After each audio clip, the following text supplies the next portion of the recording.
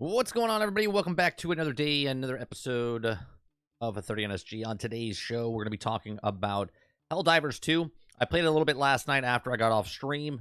I put about an hour and a half, almost 2 hours in to the game, so I'll give you my thoughts about that for the very beginning of the game. We're going to talk about Helldivers 2. Community devises a list of games of unspoken rules. We're going to talk about EA flop Immortals of Avion reportedly cost around $125 million, a former dev says. And then we're going to talk about Starfield. Fans hungry for more as players count drops by 97% on Steam. The news cycle is pretty slow right now because of the whole Xbox thing that's happening on Thursday. So everyone's not really talking. They're talking about rumors and speculations and whatnot. But that's what's going on. So obviously, if you like what we do here, we do this Monday through Thursday from 10 o'clock in the morning to about noon Eastern. We talk about different topics, have conversations with chat.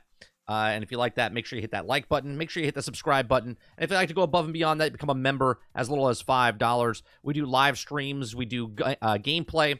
We do podcasts. And we do uploads all on this channel. So I appreciate you very much. What's going on, Dave Rose? What's going on, Eclipse? I'll turn. Robert Jones. Water. Luke. How is everyone doing? Luke, are you still having issues with playing online with other people inside Suicide Squad?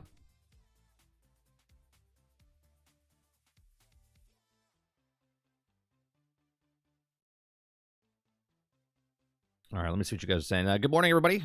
Look at it here at the start. Good morning. What's going on? See, you sorted out the sound? Yeah, I had to go by. So the problem was here, this thing right here. The problem was this. It was just the USB adapter. It shorted out. So I had to go buy a new one. We got it all situated. Hopefully. Seemed like it worked all last night. Come on, Titan. Still not great? Yeah. So I tried Helldivers 2 last night. Now, here's the thing with Helldivers 2. I don't know if I could stream it because, again, it's a PC game, and my PC is not the best when I stream games on my PC, and we also do a live stream. So if I do stream it, I'll probably have to lower the settings a little bit, and I also probably have to shut off my camera because it just takes a tax on my computer, on my CPU. So we might stream it. If not, what I'm going to do is I'm going to record some gameplay, me playing it, talking over it, and then I'll upload those at a later date, is what we might do. So here's my thoughts on Helldivers 2 for really early on, about an hour, a little over an hour and a half playtime. I went through the tutorial. I did about, I want to say about 4 or 5 missions, all against the bugs. I don't even know what the race is called, all against the bugs. And I have to say, it's a lot of fun. It's a lot of fun. The loop is there for that game as far as I can see it's going to be a little bit of repetitiveness. And again, all games are repetitive. You hear me talk about this all the time. I can see certain people playing this game, getting that fun factor in, and then all of a sudden it hits them like a ton of bricks. Like, okay, I'm doing the exact same thing over and over. If you play the way that I played with some people last night, I played with a bunch of randoms last night. We literally dropped in, did the point super fast, and then extracted. And I was like, is this how you're supposed to play the game?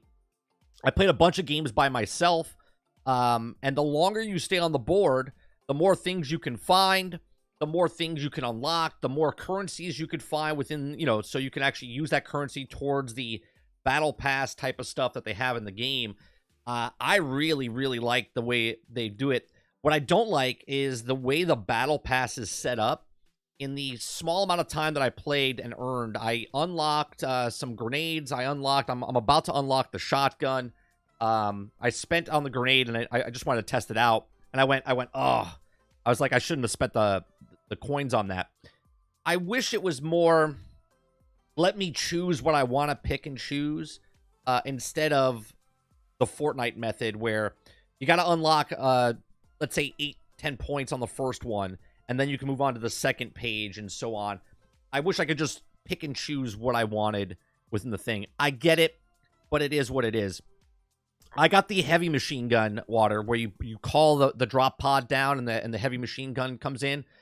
I died so many times in the very first mission. I was like, what level is this on? Like, I couldn't do anything. As soon as I got attacked, I was trying to, like, dive and get away and run away. And I was just dying so hard. I don't even know the creatures, they weren't even big. They were like medium-sized bugs. But I gotta say, it feels, you said it today in Discord, Water. You said that Helldivers feels more like Starship Troopers than Starship Troopers, and I would say 100% yes. I like Starship Troopers. The game is a lot of fun. This is fun in a different way. Now, I played solo, and I just wanted to feel out the thing. I played with a bunch of people that were a bunch of assholes. Okay, just random assholes as I played. And then I played with people that had this, like, really nice dynamic when we were playing. Okay, which brings up my first article here that we talk about, which is Helldivers 2 community devises a list of games of unspoken rules. And what I like about this, right, now, I just saw the title. I was like, all right, I played last night. See this title. I'm assuming they're going to talk about what the do's and do nots when you play with someone online. Because you guys heard me last week and also yesterday talk about how Helldivers, and this is before I played it, I said, feels like if you, with a bunch of friends, it feels like it would be the greatest time ever in video games, right? And then if you play with a bunch of randoms that are just assholes or just kill you, it's not fun. It's different if you're playing with friends and you get crossfire and you die, you're having a good time together. But when you're not communicating with people and all of a sudden you're doing certain things and they kill you, like I had a guy yesterday, I landed, I started killing things, I saved his life, he came over to me and shot me in the face. Why? Why not, right? I'm sure he was laughing. I didn't get mad. I was just like, okay. So, Helldivers 2 community devises a list of games of unspoken rules. Players at Helldivers 2 are creating a list of best practices and etiquette to help teammates, new and old, do well in the team-played focus game. So, though the game has only launched, Helldivers 2 player community is already on the work of devising a set of community tips, tricks, and etiquette for playing the game with others. These rules help players who may be struggling in the heavily team-played focus game, as well as guide them in the making of the most unique and comedic mechanics found in Helldivers 2. Now, games that also call for in-depth cooperation amongst different players predate the internet. But online multiplayer poses a new challenge and possibilities for games and demand coordinated team play in real time. Though the original game as the series has also a top-down shooter, Helldivers 2 is more traditional third-person game, putting the company of a classic co-op shooter like Left 4 Dead as it pits the teams of super Earth soldiers against the endless hordes of aliens, assorted enemies, unlike some of the co-op games. Though Helldivers 2 can be punishing towards careless teammates as it allows team members to hurt even and kill others accidentally friendly fire or on purpose. Okay, so since Helldivers 2 can be harsh experience, okay, the community has taken it upon itself to help improve the experience for newbies. User Ron Square on the Helldivers subreddit came up with a list of unspoken Helldivers rules that also thought people should know. The rules cover a set of best practices to help new players. So let's take a look at the unspoken rules. Now, some of the rules, the etiquette for new coming or common sense. For coming in new common sense. First of all, have fun. And this game is a blast, man. I'll tell you. I didn't want to get off last night. I wanted to keep playing, but it was like 1:30 in the morning. And I was like, you know what? I need to stop. It says, don't loot / get the equipment of your fallen teammates. Only do it if they tell you to do it. Okay? So don't be a dick, basically, right? So let all the teammates resupply or grab only one cache. Let everyone grab at least one each. Now, I thought you could only grab one, but I guess because I'm new, I only had one gun. So I'm assuming if there's an ammo crate on the ground, and I have a pistol, and I have a machine gun, and I have a heavy machine gun, I could pick up multiple of the things. Okay, it says, don't throw the respawn beacon in the middle of a swarm attack. Well, I had a guy last night actually say, go ahead and throw me in, because he was a high level guy and slammed in. He came in and just murdered everybody that was there. Quite impressive. Okay. And it says, be careful where you position your stratagem. Okay. So like when you put wherever you put the stuff down, if you're calling in backup, I actually like the method that you do here, right? So if you call one of these drop pods in, you have to do like a little code, right? Up, up, down, left, right, whatever. And all of a sudden, it'll drop your heavy machine gun or your resupply or whatnot. And I have to say, it's actually a pretty cool system. I've never played Helldivers 1, the old one, and this is my first time in Helldivers 2, and I actually liked it. It says, in a new addition to this, it says, loot your teammates' samples. They're shared, so do make sure you take them. So everyone's trying to, like, run up to these certain samples that you get throughout the thing. It's all shared with the team, so you don't have to worry about that. Make respawn a weapon to kill big bugs, but be careful to not throw them in the swarm, right? So all of a sudden, a big swarm of... Don't put that drop pod of that gun that you need. I came in clutch last night. I was playing with 2 other people, just randoms. We weren't talking to each other. We were just kind of sticking near each other. They got their backs pinned up against a rock. I called in a heavy machine gun pod, ran up to it, grabbed it, and just went, and just like started mowing everyone down and saved them. And that was a cool little moment, right? It was a cool little moment. We were all like level 2 at that point. So it says also place your turrets in an elevated position. This is actually pretty good as well. I was watching a video on Helldivers 2, and they're saying like you could cheese it by getting up on the rocks, and in my head is like, how's that cheesing, right? You're being swarmed by a bunch of aliens, and war doesn't really have rules. So if I can, you can't jump in the game, but you can volley up on top of things. So if you can get up to a higher tier point, it's a good little time because you can take out the guys without getting injured. And as you go on, there are characters, or I should say enemies, that can hit you up while you're up there. But it's a really nice thing if you put your position, your turrets and stuff up on a high position. It says, don't shoot every enemy you see. Don't waste ammo unnecessarily, right? So this is another thing you can do in the game where you do have a melee. So the smaller creatures, just walk up to them. F on the keyboard. I don't know what it is on the controller, but you just hit them and you kill them with one shot. It's actually really effective when you're being swarmed by even the little guys, right? So don't waste your bullets. Now, here's another thing. I don't know if they say it here, but when you're shooting your guns, they say it in the game, waste your whole clip. Like, put a bullet and make sure there's no bullets left in the thing before you reload, because if you reload, those of you that play like Call of Duty, Battlefield, any other game where you're like, yeah, you know, you have 20 rounds in your gun and you shoot 19 of them or 10 of them, and then all of a sudden you like reload. Don't do that in this game. You got 20, empty the whole clip, then reload, because if you reload, you're wasting those 2 or 5 or 10 that are left on the thing. So unload your entire magazine. Let's see here. It says also, reload your weapon before taking resupplies. There you go. So don't resupply, right? So reload your gun before you pick up the thing, okay? And then also, if you're going to, make sure you're out of bullets completely before you reload. It says also, stay with the host, act like a squad. So whoever your leader is, your host is, move together. It makes the game feel a lot better.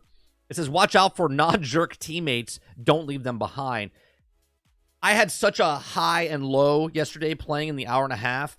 I got in a group of people that were just complete idiots, that were just having fun, but I didn't like what they were doing because they were just killing each other, blowing up things and whatnot. And then I was with a group that was like a well-oiled machine. Like, they were moving back and forth, keeping everyone's back when we called the drop pod in, or I'm sorry, the extraction point in. We were all strategically watching the corners, keeping our backs up against the wall. It was really, really fun when we were going. And I haven't even talked to anybody yet, right? It says communicate even if you don't have a mic. Use the radial point system, and you can point things out for your teammates. I didn't use this at all. I happened to find it at the very end before my last match, and I was just like, oh, this is pretty cool. So there's lots of things that you can do in this game to really have a good time with Helldivers. I think as a live service game, I think this, Starship Troopers, stuff like that, where they just keep adding content to it, I think it's great. I think it's a really fun game for what it is, and I think it could be even a more fun game as they expand. I know there was mechs in the first game. I watched some videos. I'm sure they'll bring those in. I don't want to say they are, but I can see them bringing those things in, or vehicles in down the road, and making it even a little bit better. I really like the fact that you can do as fast or as slow as you want. If you are a group and the longer you stay on the board, the map, explore as much as possible. I like the fact that you're working as a group, and I like that you're doing it as an overall like team, where you pick a location on the map and it tells you how close it is to being, saved. So this is a lot of fun little things, and I really do like the way that they have the microtransactions in this game. You can purchase stuff if you feel like purchasing stuff, but in yesterday we did a story about, PvE and pay to win. I don't feel like this is pay to win in any way, shape, or form now that I've even played. I didn't think about it yesterday. I was like, I don't think it's pay to win. And now that I've played it, I definitely don't think it's pay to win. I think it's just pay to progress. And as you go up that battle pass, or that they have two separate sections, right? There's a hard currency, premium currency, and then there's the in-game currency, like the medals that you get. And the medals that you earn for each one, the harder the difficulty, the more medals you get. The easier the difficulty, you can play solo, but you would have to play, obviously, if you're just starting. If you're a mega gamer and you're really good at stuff, you could probably go at a harder difficulty. But if you're new to the thing and you want to take your time, you can go in by yourself. You're going to die, but you can complete the actual game or the mission by yourself. You can literally drop in, go for the point, blow up the main bad guy, stop them from spawning from certain places, and then extract right away.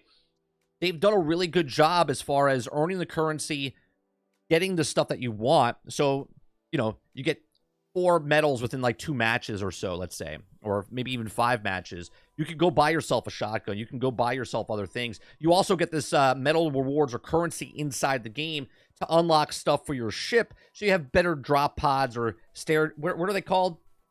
I forget what they're called. I forget what the hell the things are called. The drop pods are called something. Stair gems or something.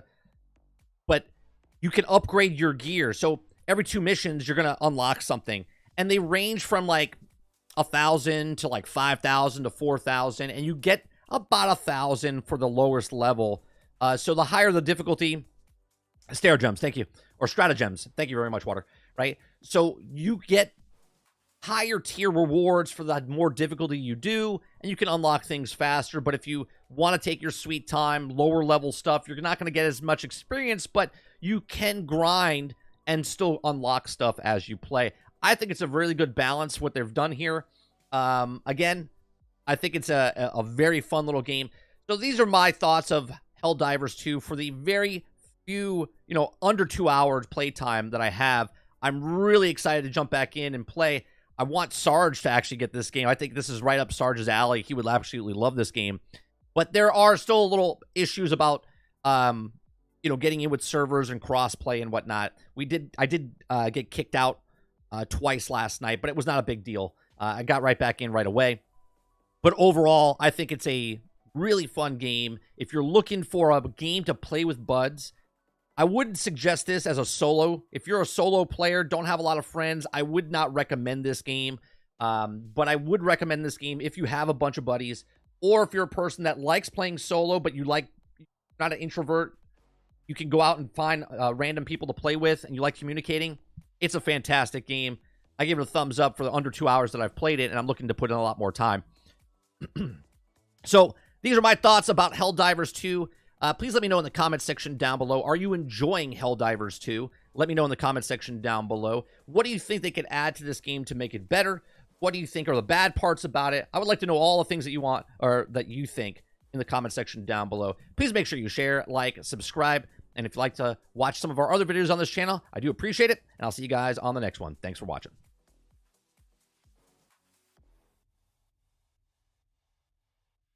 What's going on, Mo? Is it only bugs so far? I only did the bugs, Jones. I only did the bugs. There are robots, I think, as well.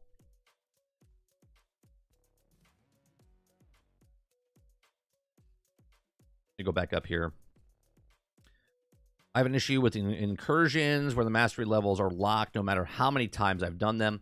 Yeah, there's an error going on with that, Rose. I can only play a higher master level while playing with people online. And I can't, right. So that's the problem I'm having, Rose. The grind that I have to do to try to level up, it's like glitched. It won't level up. And then I can't get online with people to play for Suicide Squad for some strange reason.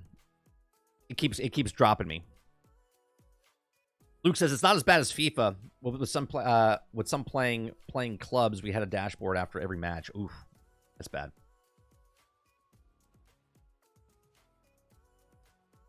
More XP you get as well. I played with a badass group last night. I think it was 4 of us. I got carried hard. You can always tell where the vets are in this game for sure. They're calling down all types of firepower. Yeah, I had one guy, I swear to God, he was like Rambo. He was level, I think it was like level 20, 21, 22, if I'm not mistaken. I went to just a easy board. You could tell he was helping us out. He was a person that maybe was bored at some point playing at the other levels and just wanted to help newbies. He was coming in. He was chatting over the speaker, and he was like dropping all these pods. He was like Rambo. He was saving all our asses, and I was like, this is badass. I was like, this is badass. It was like, if you told me that was a dev, I would believe you. I don't know if it was a dev. But if it was a dev trying to promote the game to be like, this is what you could become, I was sold. I was sold. Krebsy said this a few times. Helldivers would make a good Mando or Bad Batch game. Bad Batch right up there, Krebsy. It would be an amazing Bad Batch game. Gaming Fire says, don't trust me with the boat in Skull and Bones. I think I drove into a player boat in a hub at the hub. That's what it feels like, especially with a good group. You grab the one more. You can also open up the ability to carry support packs and jetpacks. Yeah, I saw that you could do a more support build as well.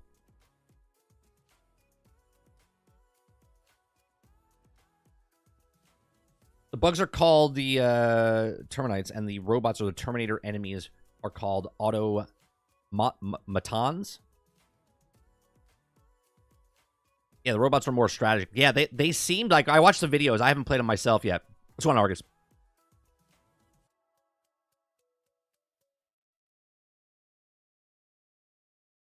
Sounds like number 2 is a copy-paste Helldivers 1, but third person, and it's a good thing. It's third person / first person. You can go to first person as well. The devs are actually playing with us. If that's true, Water, then that guy was a dev. He had to be. I can't imagine just a rando being super nice and trying to help us out like that. I could be wrong. Maybe the community is just awesome.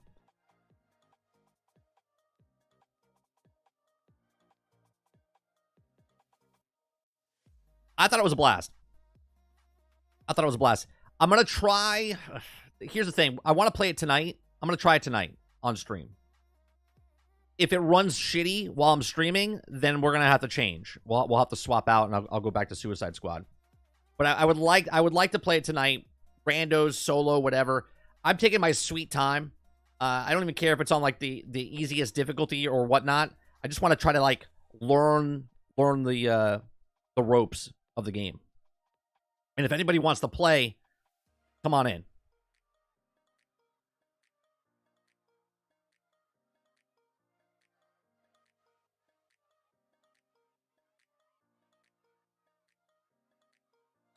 Already have 2 types of enemies from Helldivers 1 they could add.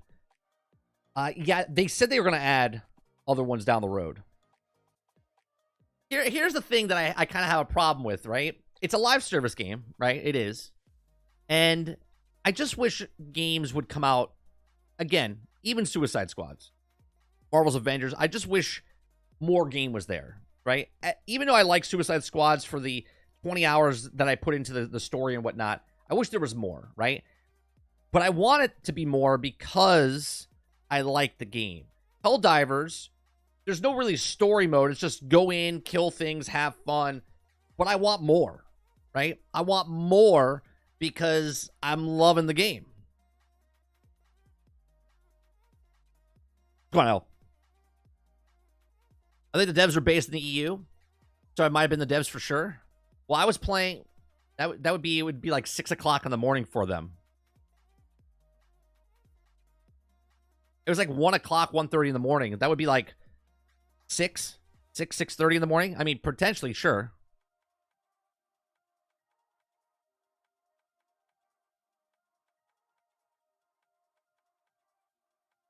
I'm really liking the loop, though. Really liking the loop.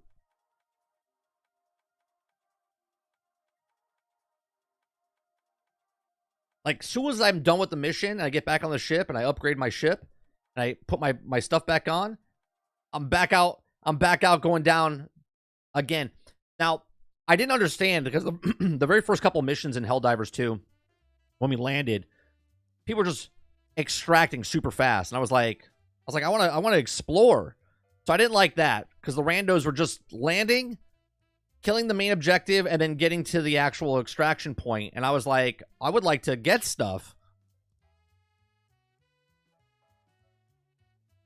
I like stories. I want more. I want a story mode. Yeah, I think it would be great. I want more. I want more because it feels great.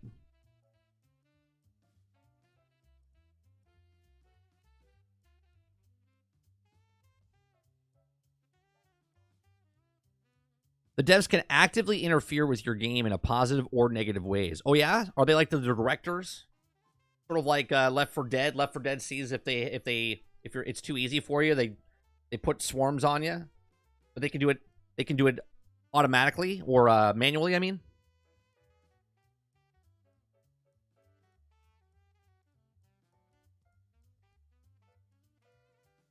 yeah. Helldivers is a game. Helldivers is a game. Or I should say Helldivers 2 is a game. It's fun, man. And I'll tell you what, so far, 2024, starting off pretty strong with fun games, right? So far, I've played 3 games this year. We've played Pal World, fun game. We played Suicide Squad, fun game. And now we played Helldivers 2, fun game.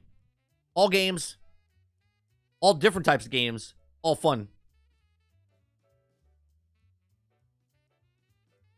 We're 3 for 3 for fun games so far. Did you know you're on your ship and look outside the planet and the light beams are other players sending down their... Yeah, I did. I saw a video of it and they said that. It is pretty cool looking at it too. And then when you pick a new location, your ship starts to travel. Pretty cool.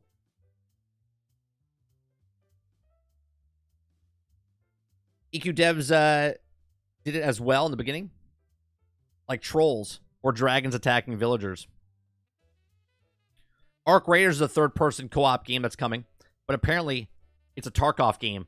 Yeah, they changed it, Titan. I was interested in Arc Raiders, and I was interested in this one other game, and they changed what Arc Raiders is more of an extraction shooter, and I'm not interested in extraction shooters. It's a different extraction shooter than Helldivers, you know what I mean?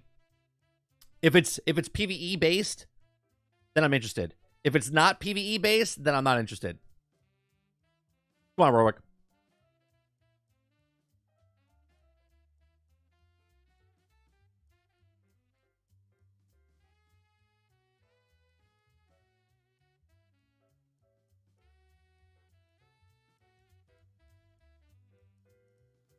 Arc Raiders looked fun.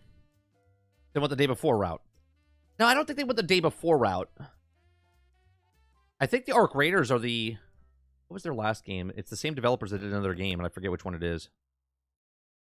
Yeah, I'm liking... I played it for a little less than 2 hours, L, and I absolutely love it.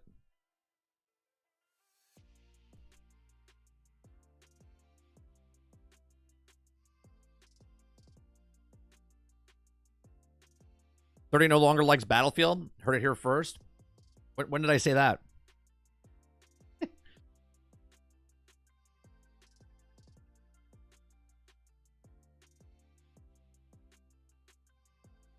Excited? Supposed to be getting a new PC today? Oh, nice. Congrats. Marathon's supposed to be an extraction shooter, I believe, as well. The final devs are the ones that did Arc? Titan? Is that true? Arc Raiders?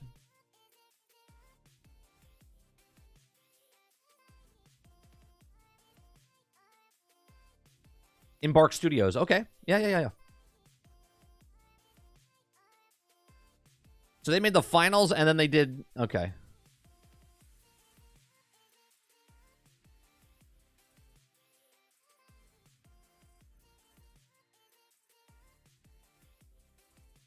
My chat is constantly freezing. Anyone else having this issue? What do you mean it's freezing? My chat doesn't talk that fast. We're not like a super popular stream, so you're not going to see the chat like moving. So when you say freezing, like it's not moving for a couple of seconds, or do you see me like saying something and it's not popping up on your screen? Yeah, see, it's a free-to-play, third-person PvPvE extraction shooter set in lethal future Earth. I don't want... I like Helldivers because you're extracting against the NPCs.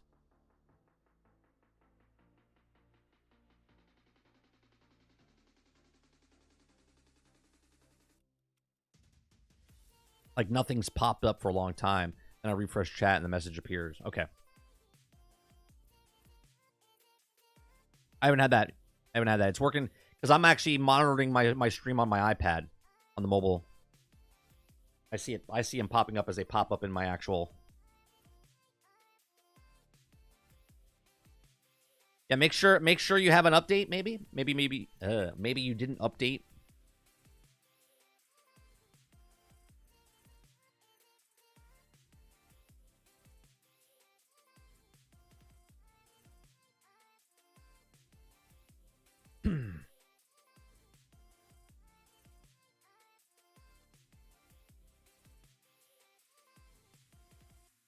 All right.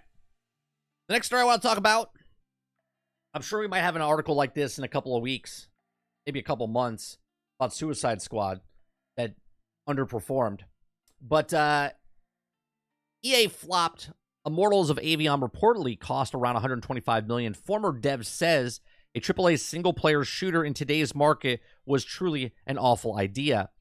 Now, we talked about this game when it came out, and not many people were, like, defending it in any way, shape, or form. Like, you looked at it and you went, yeah, it looks good. But there's something off about it, right? And we talked about this in lengths of, is it the reloading of your wrist as you were, like, you know, playing the game or whatnot? It just, something looked off. And the guy who worked on Call of Duty decided he wanted to make a magic-based game. And it just seemed a little off. The story seemed a little bit of Outriders-y. Okay? And I'm not saying it's bad. It just didn't really, like, pull people in. Okay? So let's go over it, shall we? So a new report sheds some light on just how much EA invested in a single-player first-person shooter, Immortals of Avion, which received mixed reviews and was deemed a financial flop. Okay? Now, that's the true flop, right? Now, obviously, this is just rumored. This is from another developer that was potentially worked on the game. But when we, the public, say that this game is DOA or whatever it is, it's not a financial flop, okay? It's dead to us, but it still has a following. It still made enough money where it actually was successful, just maybe not all the money to be super successful, right? But it was successful in some way, shape, or form. Then there's games that just financially flop, okay? Which this has done. So Immortals of Avion launched in August of 2023 amidst much of the busiest years of the game release in history. Bookend by behemoths like Diablo 4 and Starfield and Baldur's Gate 3.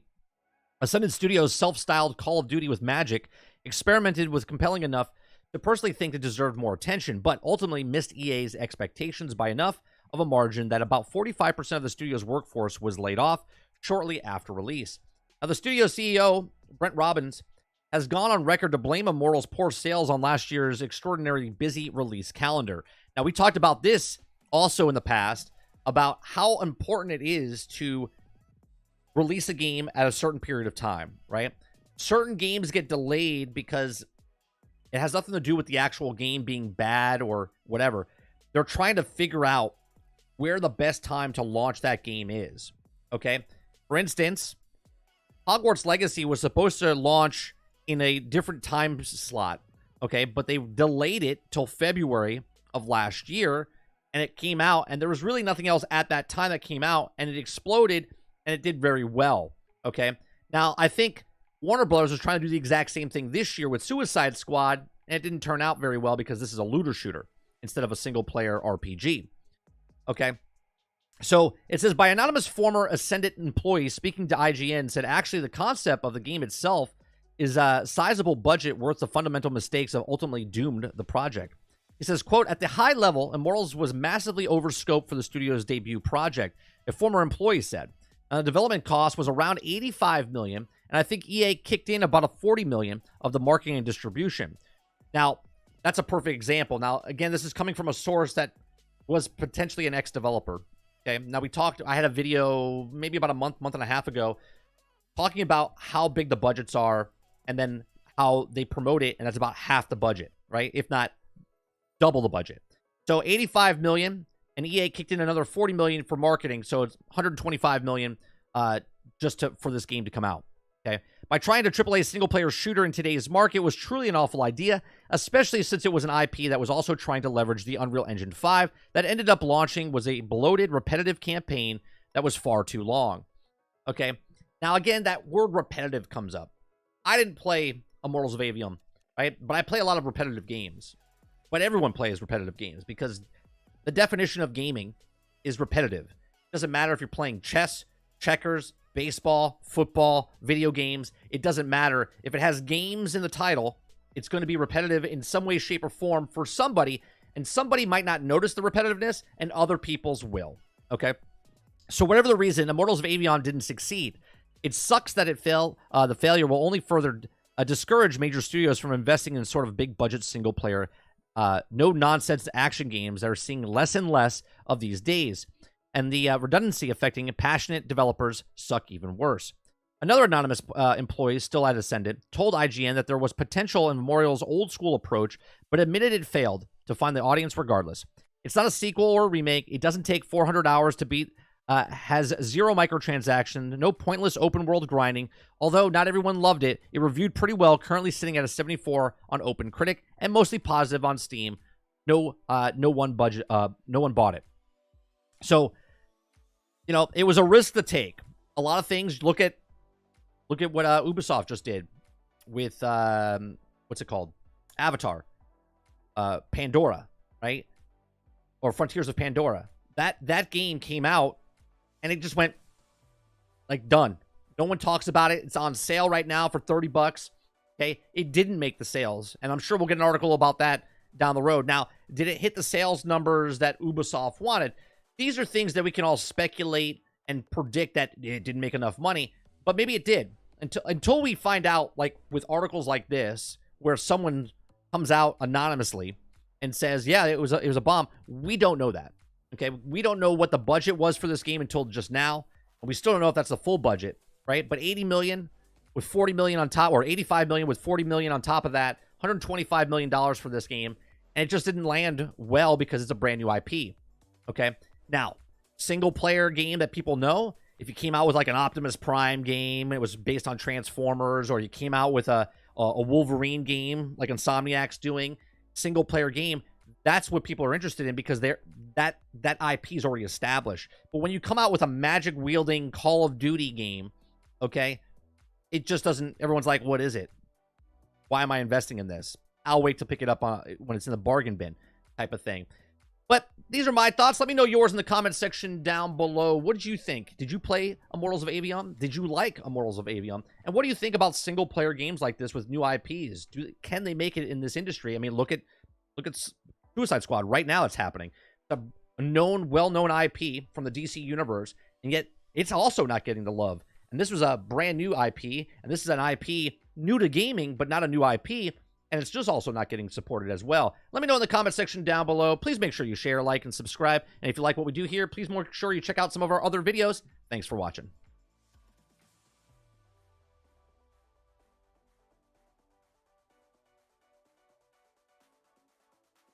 What do you think, chat? Any of you guys played Immortals of Aveum? Did you guys play it? I didn't like it.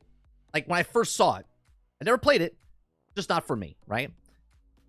I also didn't make 10 videos afterwards saying how bad it was and anything like that. Like, when they first showed it, I was like, not for me. And we moved on.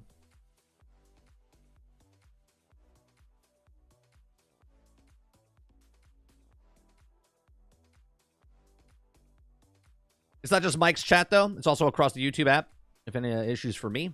Awesome idea. Terrible execution game. Didn't like the hip style. It was too flashy. Titan says. Looked like a fun game. I would play it in 5 years. Krebsy says, single-player shooter in today's market don't work. Paraphrase, I guess the guy doesn't know about the games like Cyberpunk, Doom, Metroid, Ghost Recon, Borderlands, Fallout. Right. But in your examples, Cyberpunk was an outlier, but it's also known by a very good studio. This is a brand new game from a brand new studio. They were not proven. There was no proven track record with this, right? Doom's a well-known franchise. Metro's a good franchise. Ghost Recon, Borderlands, Fallout. These are all franchises that people know. This is a brand new studio with a brand new IP. So, right before this was mentioning an extraction shooter. Personally, I don't think the extra shooter genre or extraction shooter genre will catch on the console space. Not in the manner that matters, at least. She says, speaking of Transformers, one of the Transformers producers said Transformers and G.I. Joe could be a crossing over. Yeah, we talked about that November. We actually longer than that. It was over the summer because inside the movie, the last Transformers film, they actually make a reference towards it, and we talked about it. I didn't see it, but it was a leaked thing. The magic is too magically. Is that what IGN said, Water? Jax82 says, I played the free trial. Liked it other than it was hurting my eyes. It was too blurry. Interesting. Quintar says, enjoying Immortals here. Haven't played much since Suicide Squad came out. Paul says, nah, no interest. Argus says, I haven't played it, but because I heard it was kind of mid. Decided I'll try it only if it comes out to Game Pass. Won't buy it. Well, I think you could play it on EA Play. So if you have Game Pass Premium, I think you could play it now on EA Play. Don't quote me on that, but I think you can. Paul says, it looks like a poor man's Doom with magic. Altern says, I was interested, but I saw there were the performance issues on PC, so it was like a no for me. Waterbear says, Cyberpunk is not a single player. It won best ongoing game. Well, it could still be single player, but I still can't believe it won the ongoing game. For patches and things that they had to fix for 3 years. It's amazing. The bad game didn't sell well, or good game that sold poorly. I think it's a little bit of I think it's a good game that sold poorly. I don't think it was a bad game. I think it was just a game that people didn't want to give interest in because of all the other games that came out. But this is why we talked about how important it is for game companies to launch a game at a certain period of time, right? There was a small independent developer. I got to find the video. He literally did a year's research, okay, about when he was supposed to launch his independent game, and it worked out for him, right? So it's a huge part of when a game comes out. Like, for instance, we talk about Grand Theft Auto 6. When Grand Theft Auto 6 comes out, okay, it's going to shift a bunch of games. The games that come before and the games that come after. Okay? Mostly after. Okay? But if you have a game that comes out before Grand Theft Auto 6, it all depends on what type of game you are. Is someone going to spend the $60, $70 now to buy that game? Or are you a $30 or $40 game? And how much time can they play that game before Grand Theft Auto comes out? Because if you come out 2 weeks before and your game's, let's say, 100-hour worth of game, people are going to put that game down and they're not going to continue playing it because they're going to go to Grand Theft Auto 6. Okay? So it's very, very important, right? Look at what happened to Titanfall because they put it between Battlefield and Call of Duty, right? Why they would do that, I have no idea. I would assume that EA did it because they wanted to try to break into the take the money away from Call of Duty a little bit, okay? But they put it between the two spots that people were spending their $60 at the time. They're like, do I buy Battlefield or do I buy Call of Duty? Oh, Titanfall? I'm not going to buy that, right? So Titanfall's a very good game, but it got overshadowed by Call of Duty and Battlefield. So it's very, very important for companies to figure out a time spot to put their game in so it doesn't get taken over by somebody else. Veteran Gamer says the games of service needs less predatory microtransactions, have more building potency as long as different month or even years. Paul says it's maybe an overhype before release by EA.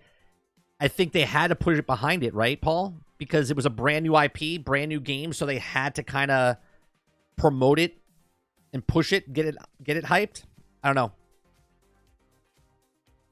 Look at what Suicide Squad did with their first trailer compared to their other trailers they showed, right? The first trailer they showed about shooting the purple pimples on the things didn't go over well. The first couple trailers of Immortals of Avium didn't go over very well. We were like, it looks kind of mid.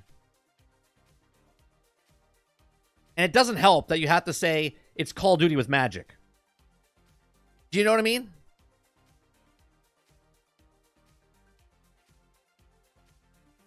From what I heard, the magic combat and mixed opinions. Some thought it was cool. Others thought it was basically identical to using guns with a skin on it.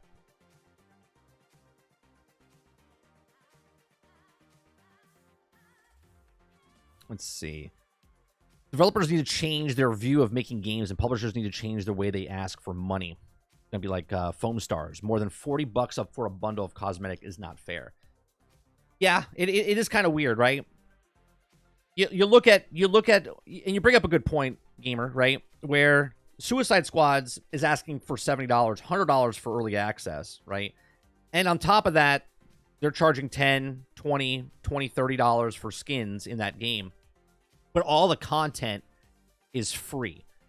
If we look at Suicide Squad a year and a half, 2 years from now, where someone that now goes out and buys the game a year and a half, let's just say 18 months from now, right? Let's say the game only lasts for 20 months. By the time someone buys it 18 months in, let's say there's one more season coming out, right? Season 6, right? So they have 5 seasons in the game. So you have the main game. You got seasons 1, 2, 3, 4, 5. And now 6 is about to come out. You buy the game. You're not paying $70. Maybe you get it on sale for $50 or $40, right? You have a lot more content there when you buy it 18 months from now than the person that gave you $70 to $100 up front and then waiting for content to come and paying for $20 skins. Where the person that buys it down the road is paying less money, has more content, and then goes, oh yeah, the $20 skins look okay, right? You see what I'm saying? There's a difference between the viewpoint of someone getting the game up front and going, this is not worth it, compared to someone at the end saying, wow, this is totally worth it. Then you look at games like Helldivers, where it's $10 for certain skins, or for whatever the package they have for the bundle. The upgrade, it's like 10 or 20, I forget what it was. Or you can earn it by just playing and grinding through the game. Let's see what you guys are saying here. Cyberpunk had no business being there. Had it released correct, it would have been it wouldn't have been ongoing. Right. Altern says, what really made Immortals of Avium flop? It was how heavily marketed it was. It just a week before it launched, it was delayed for like 2 months, and then the game came out. There was no marketing. Right. I don't think that's the main reason it failed. I kind of think it failed for a bunch of reasons. I think for a studio to start off with a brand new IP, with a brand new studio, unproven track record, I think that's a major problem. You got to start off small and kind of like build up. I don't think you can come out unless that studio was other people, like for instance, Embark, okay? They were ex-DICE developers that started another studio. They already had a track record of what they could make. These guys was a Call of Duty guy, and it was a brand new studio, but there was no hype around the studio of what they could potentially do. Water says, I have a feeling that most devs are trying to get their games out this year, the year before GTA 6 releases, because they know next year, nothing else but GTA 6. But then that's a problem, right? If they're rushing it out to try to get it out there. Dempsey says, microtransaction prices are dictated by by what the market is willing to pay. The problem with the games themselves is someone is willing to spend $20 for a bottle of what I would be an idiot to not sell it for 20. Titanfall 2, remembers? Bad launch period, I guess. Titanfall 1 and 2. Those are great games, but nobody knows about them, right? And obviously a lot of people know about it, but it didn't get the recognition it should have gotten.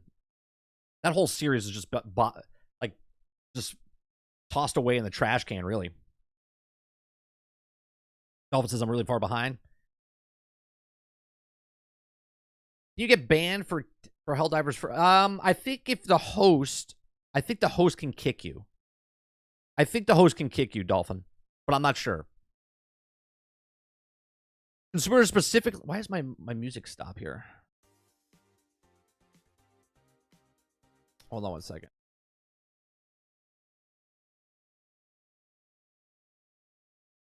There's no way we went through all that. No way.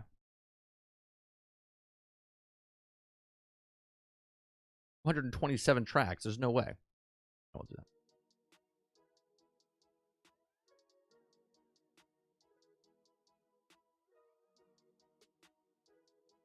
All right. Yeah, consumers specifically are so annoying and disappointing that they've also been gotten to the point where skins or even one skin in the game is more valuable and worthwhile than the devs company and the most content.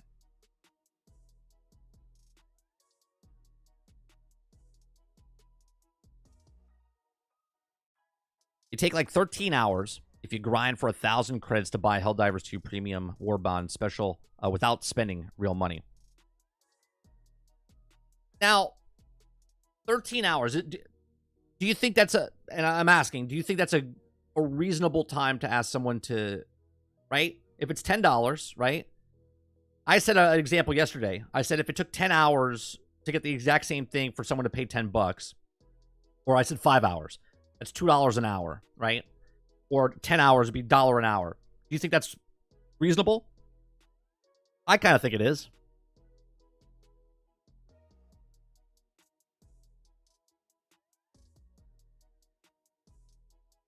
Why spend millions making new content when you can sell $20 and you can also spend a few $100,000 on the cosmetics and also sell it for $20? Yeah. TF2 got thrown under the bus by EA. Both titles, Jason, right? Titanfall 1 and 2 both got thrown underneath the bus. It was there. They literally made that game because Battlefield wasn't competing with Call of Duty. So they added Titanfall to see if, okay, if people don't want to spend the $60 here, maybe they'll spend the $60 here, and that way they won't spend the $60 over on Call of Duty. That was their mentality for that game. Come on, movie. Movie says the host can kick you. I don't know why they would. I don't think they would, but they can.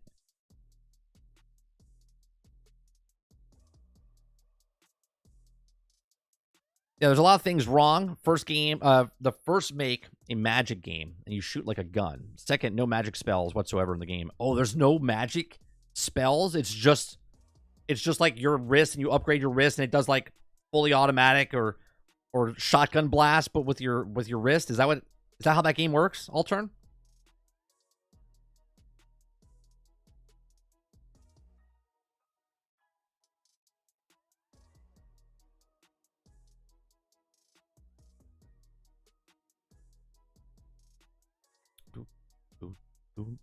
$13 to earn everything? No. For $10, 13 hours is fine. I agree. I think if you enjoy the game, you're going to play the game. It gives you something to go for. I think if you spend the $10, I think you play less. I think the average person, if they spent $10, they would get bored before they even put enough time to get that to earn it. I think. I could be wrong. But I think that's the mentality of their thing, right? They put, well, let's put it for $10. The average person is going to pay $10 instead of putting the time in, because before you put that money in, you don't know how long it's going to take you. So you're like, I'll pay $10 to get the thing. Then if you're a person that didn't put the money in, you're liking the game and you're like, oh, what a surprise! I just unlocked the thing 10 hours in or 13 hours in.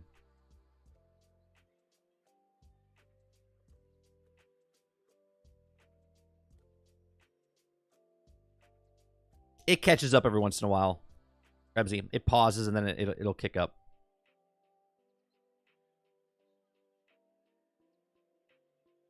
It looked more like a magic grenade or a magic shield.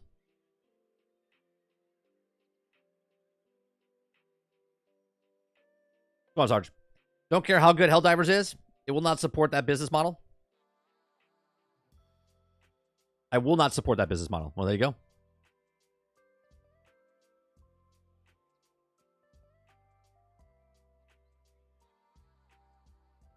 What business model is that, though, Sarge? The business model of selling a $40 game and you don't have to pay for anything? You can earn it in-game?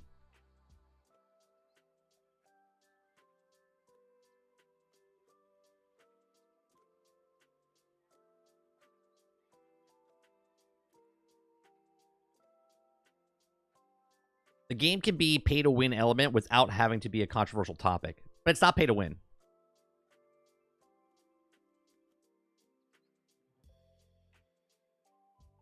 How long to earn everything, non-skins, and how much money? Not sure. I don't know that answer, Jones. Got a season pass that never goes away like Halo. That's a win, right? That's also a win for Suicide Squads, right? All the content that comes in never goes away. The difference between Helldivers and Suicide Squads is that Helldivers, you earn the currency in the game. Now, until the Battle Pass comes out, you pay the $10, and I don't know if this happens in the Battle Pass of Suicide Squad, but I don't know how much currency you get in there to, if you get enough to get the next Battle Pass. You know what I mean? I'm not sure how that works. 120,000 players say they don't care about you. Right. Assassin's Creed selling level boosters is pay to win. You get a complete single-player game faster than others. You can pay to get items faster than other players. For me, that's a pay-to-win element. But when are you winning? To say pay to win, it would be towards more of a PvP element, right? If it's PvP and I get a shotgun before you and I'm shooting you with that shotgun and it's an advantage, then that's pay to win. But if it's a game where the mechanic itself is you play your mission, you earn currency, you level up your ship where a drop pod can come down to help support the group that you're with. Like, it's 4 people versus the NPCs. How is that pay to win?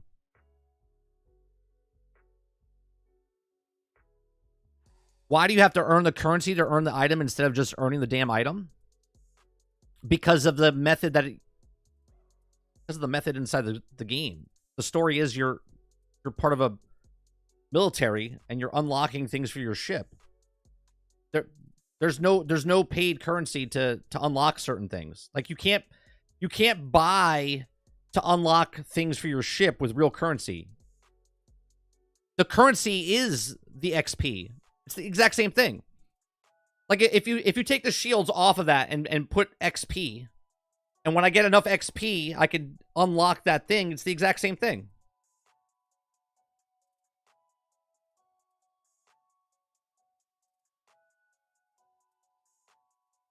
You save time. Time is life. That's winning. What? No one's forcing you to play a game. If you want to save time, then don't play the game. If you really want to save time, don't buy anything that plays video games. Right? Get off YouTube, get off your phone, and then go enjoy life.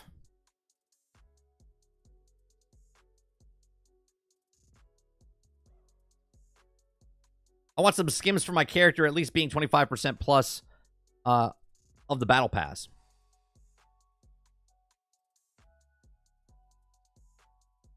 Robert Jones says, I'm with Paul. Pay to skip is pay to win to me. Candy Crush is pay to win. No, that's pay to progress. It's not pay to win. There's a difference between pay to win because you're winning something. What are you winning? What are you winning in Helldivers by buying a gun that has no better stats?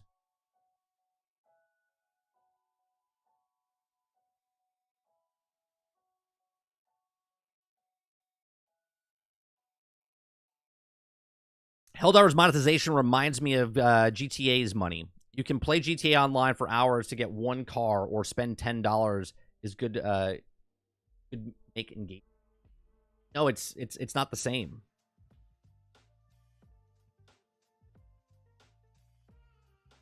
Because there's PvP inside of Grand Theft Auto. There's no PvP in this.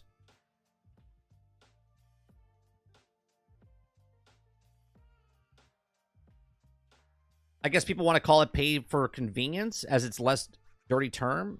No, but there's nothing dirty about it. Literally, you can earn the stuff in the game by playing the game. So let's do an example here. Let's say there was no $10 thing and it was still 13 hours to unlock the thing. What's the difference? Right? Take away the $10 to unlock the thing that gives no advantage. And now it's just still 13 hours. So in a world, you think that the 13 hours would shrink down to 5 because the $10 is not there, right? So it only take you 5 hours?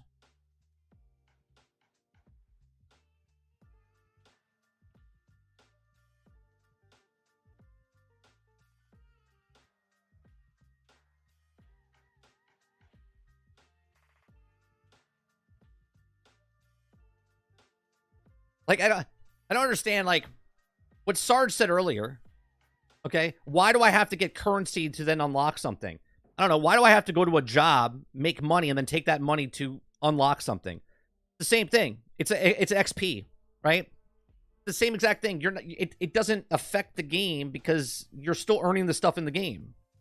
It's part of the progression of the game itself.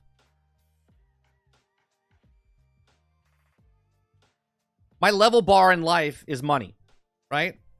So I can go places and do things. I level up. Oh, I can do this next level. I can go to dinner because I have enough money to go out to go to dinner. That's my XP bar. The only aspect that I think that someone could argue as the game is being pay to win is that the players dedicate what the story will be, and those progressing faster would. There's really no story though. There's no story, single player story in the game though. It's literally, you're a soldier saving the world. That's the story. Be a part of it.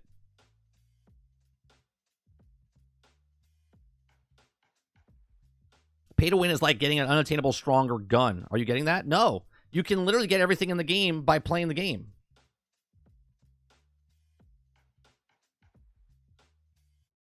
Argus says, I'm on both sides here. Pay to win, pay to progress argument. I think it is pay to win, even if it's a single player, but agree with the points people say why it isn't. I also do paying to win so. Some people don't see the pay for convenience as pay to win, but at the same triangle, it might be on the lower end of the triangle, but it's still going up that triangle. But how is it to pay to win?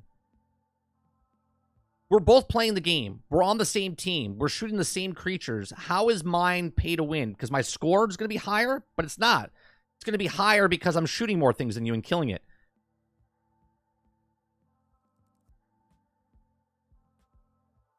In Doom, I go around gathering coins to unlock or upgrade abilities. That's what I'm saying, Krebsy. If you buy the best gun in the game, it doesn't mean you're winning the match. Pay to win is not the term locked behind beating real players. But you're not unlocking the best gun in the game. It's just a different gun. Can you use real money to buy anything in this game? No. Why do they have to work a job to get paid? And why does the government both tax the pay and also tax everything? Oh, I'm not getting into this argument.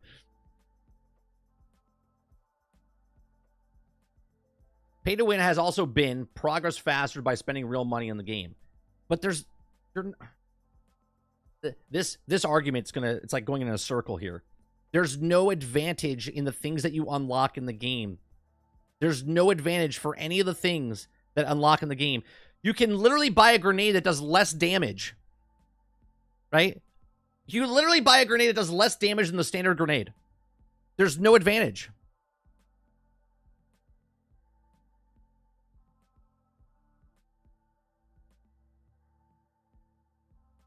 If the game had PvP, then yes, it would be pay to win. 100%, L. 100%. If there was a PvP element and you could buy the gun that made you kill someone faster because they couldn't unlock the shotgun and the other person couldn't get the shotgun for 10 hours, then yes, 100% it would be a pay to win. But that's not what this is, right? 9 hours of playtime and I've got 500 creds just from playing. Dark Taco. It's a slippery slope, Mike. Pay to progress incentivizes developers to make XP grind horrible and incentivizes us to spend money to time savers. But that's not what this is. That's not what this is.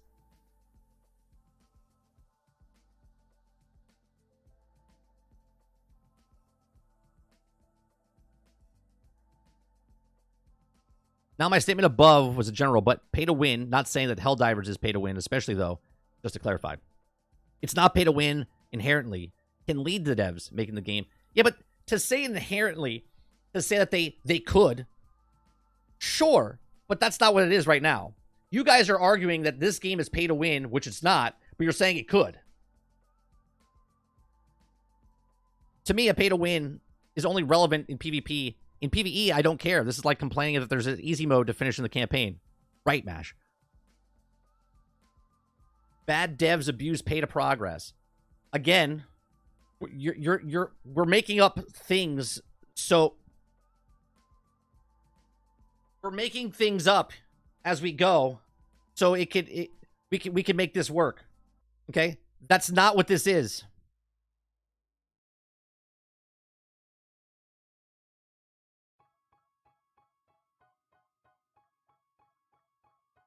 Where was the I played virtual solitaire for 20 years plus. Everything is finished. I finish a game, the end screen says you win. Are they wrong? I didn't PvP, so I can't win. I played virtual solitaire for 20 plus years. Everything I finished a game, and the end screen says you win. Are they wrong? I didn't PvP. Yeah, but you're playing by yourself. So you're complaining, Jones, that think of the mentality of what you just said. You wanted to play a game, but you wanted to beat the game the fastest way, so then you paid so you could beat the game so it says you win? Is that basically what you're saying? I mean, if that's what you want to do because you have better time on your hands and you want to buy a game that you didn't buy, then pay more money to finish that game so you don't have to play that game. I mean, there's a lot of steps there.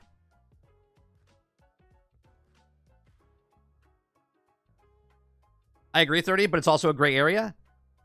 It's a gray area for certain games. For the specific topic we're talking about, Helldivers 2, it is not a gray area. There's literally a defined area, and it's not gray. It's literally you play the game, earn currency, unlock the stuff, and if you don't have the time, you can pay $10 to unlock cosmetic stuff.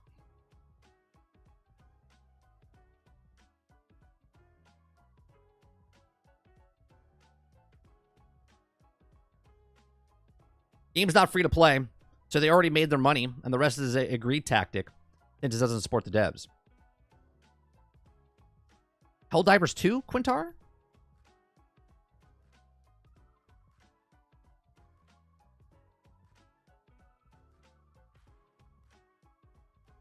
I think you will care if the grind is too much and unfun. Sure, but that's any game, right? But imagine this. A person that's playing a game, right? Someone will look at Starfield and say, not a fun game. Other people will put 3,000 hours in that game. Destiny, someone might play for 10 hours and go, I'm done. Another person will put 3,000 hours into that game. If you're not enjoying something, you put it down. If you buy Helldivers and you play for 10 hours and you're like, not for me, you paying an extra $10 to get the gun that does nothing is not pay to win. You're just spending an additional $10 going, I'm still not liking the game.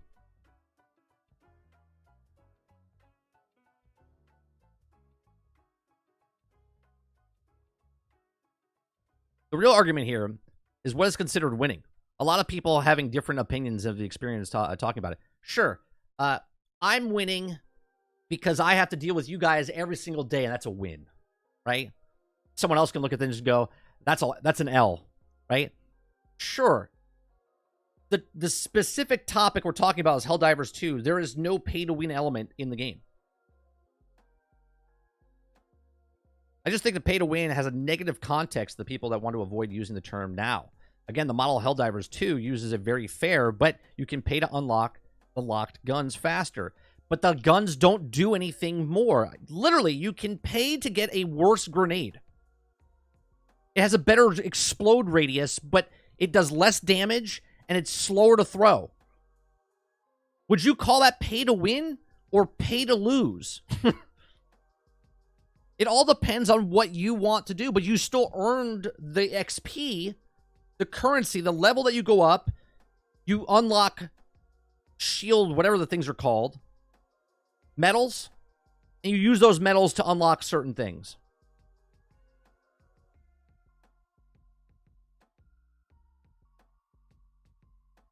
It's literally a black and white area at this point. Pay for something if you want. grind the same thing. It makes no difference in how the game is played. Well, it does make a difference, Salty, because it's not a pay to win. I want to make sure people understand that. It's not pay to win.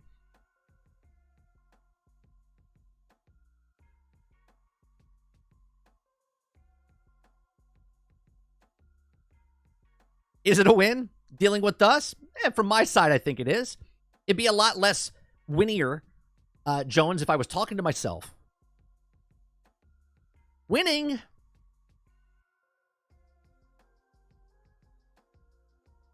Now, the one aspect, a game like Candy Crush can be considered a play-to-win game. Now, I have a question. I've never played Candy Crush. Honestly. Is there a leaderboard in Candy Crush, a world leaderboard, for how many levels you can get and how long you can go for, right? Is there something like that in Candy Crush, or is it just a single player, go up a level, and that's it? Is there a leaderboard in Candy Crush?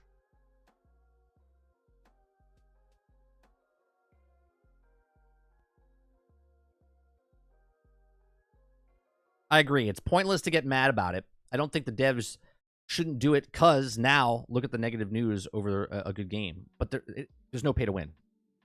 That's the problem. The same people that say things about games that are like, oh, this game has this, they don't know what they're talking about because that's not what this is. This is not a pay to win. It's misinformation. I think Helldivers 2 is fair, but the higher level, you need certain equipment to beat certain enemies. But the harder difficulties you do, the more shields, medals, whatever you want to call them, you earn to get. That's the grind. Right? There's no difference if I'm playing a single player game and there's a territory that I can't get into yet because I'm level 20 and the person in that zone is level 35, right?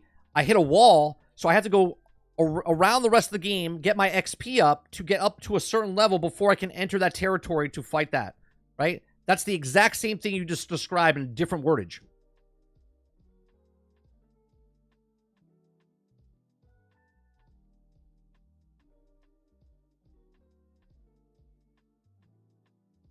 What's going on, Z? Now Stars got Mike a goalpost. We can win every day. That's right. I thought the goalpost was bigger. It's pretty fucking big. I mean, how big would you like it? I mean, I think it's a perfect size, because if it was any bigger, I wasn't going to... I thought it was going to be some shitty blow-up one that you're going to put on the thing. It sits back there perfectly.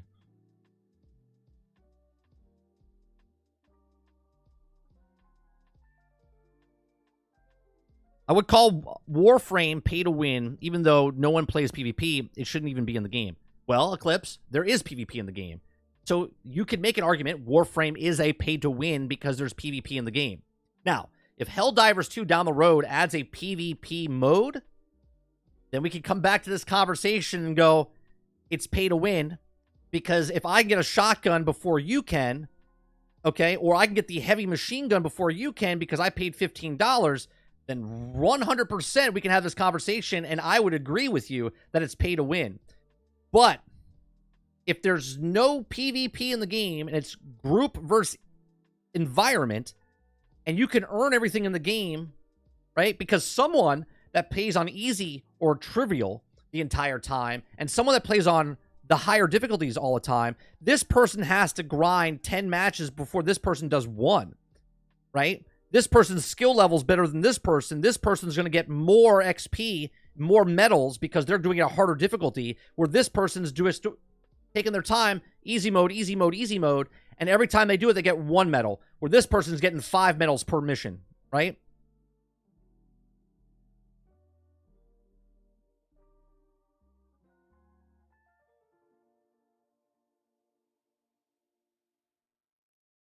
How would you pay to win?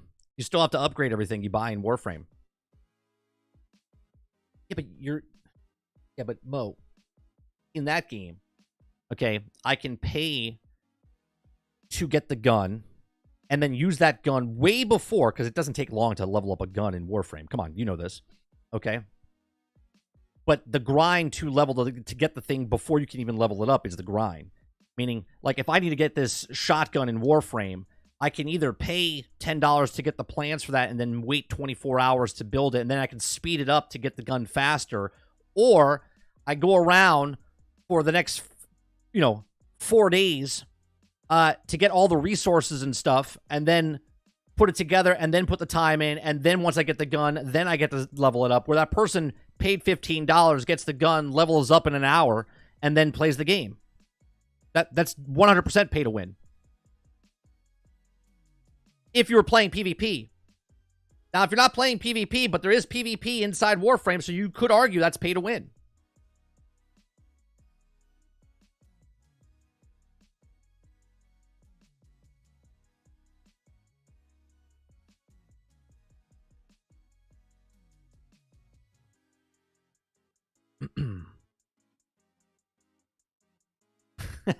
Fuck this. All this pay to win talk. I'm going to go play some Helldivers 2. Is there another update? You want real pay to win? Strip clubs.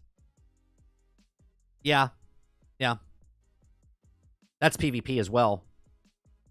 Gotta get the hottest girl first before the next guy next to you.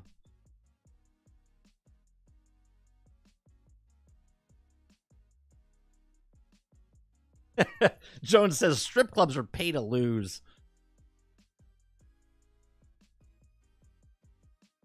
Look, I'll agree with you guys if a game has if a game has PvP 100%. If you can buy a gun before somebody else and then use that gun way before and it's more powerful, that's a pay to win, right? Right? I think people are taking a stance on Helldivers 2, and a lot of people don't understand what it is in Helldivers 2.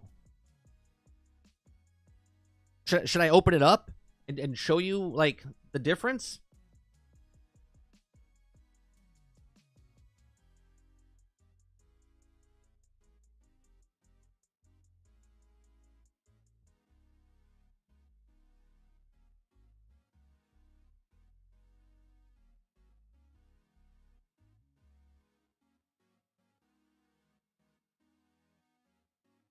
It'll probably, like, slow down.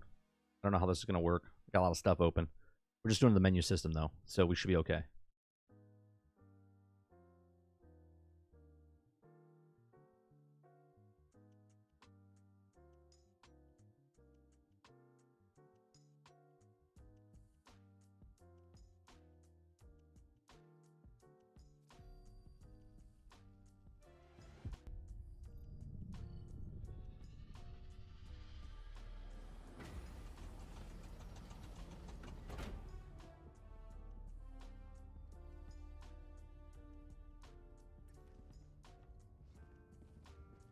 Okay, so you get stuff, right?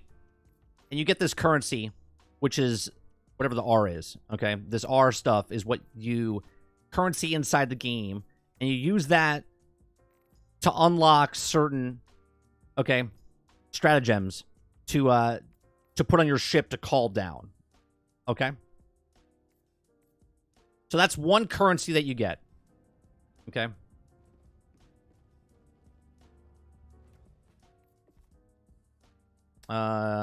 What is it? Okay, so this is the war bonds. This is what everyone thinks is pay to win. Okay, these are the war bonds. These things up here. Okay, this is the currency that you get, right?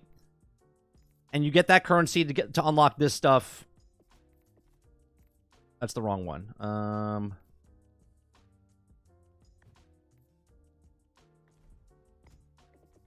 Right? These are the war bonds.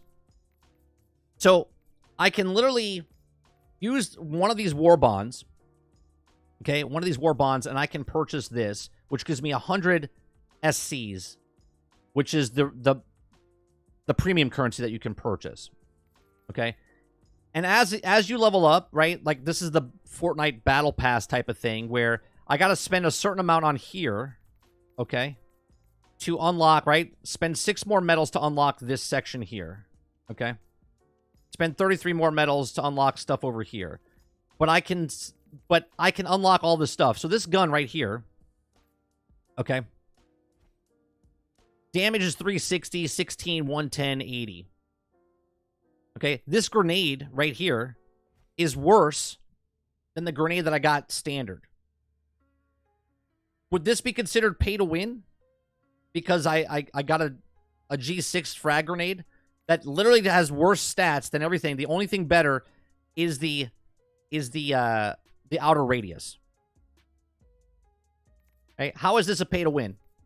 How is this helmet, okay, give me an advantage or disadvantage, right? It has stats, sure, but I can earn this currency. So if this was my XP, per se, right? I'm playing the game, and all of a sudden I leveled up, and I unlock 5 more points, which now can get me a better helmet. I played the game, I got the medals, I put it back in, and now I can play the game more. How is that paid? Yes, because you can progress faster. I can progress faster, Paul, by just playing the game. If you play on an easy difficulty, you're getting 1 war bond. If I play on a harder difficulty, I get 5 or 6 war bonds. In the exact same amount of time. We can both play 1 hour. I'm playing on a harder difficulty than you. You'll get 5 coins total. I'll get 25 coins total.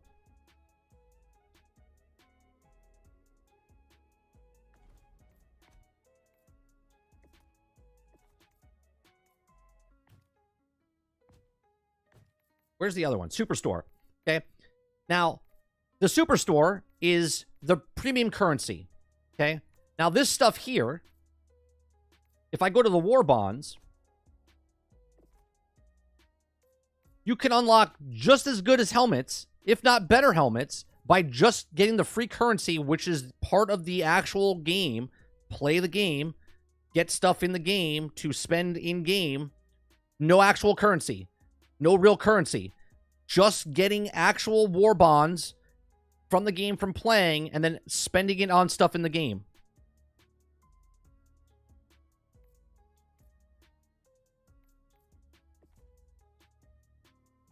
How is this pay to win?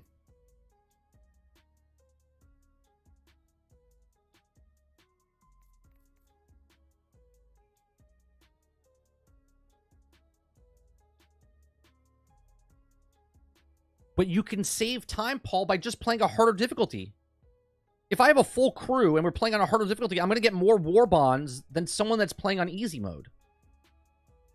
Is that fair? Like, I don't understand where you're going with this. You get more war bonds the higher difficulty you do.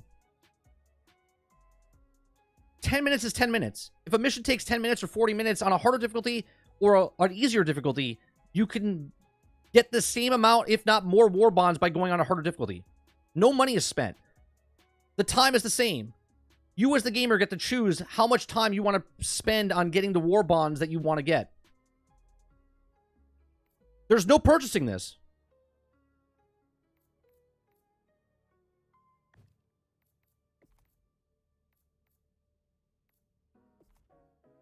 Right? If I want to purchase this or this for $5 and I go back over here, great. I can get this set right here. It's got worse speed.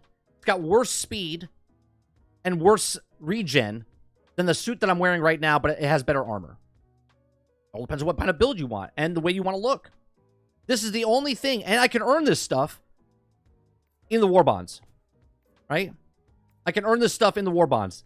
Everyone has a different one that you can go up and you can grind if that's what you want. This is a PvE multiplayer. You versus the elements.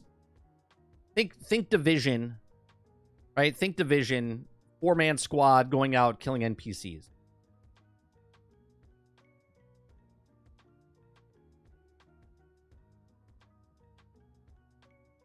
Like, you guys are having an argument about a game that doesn't need an argument about, because this is not pay to win.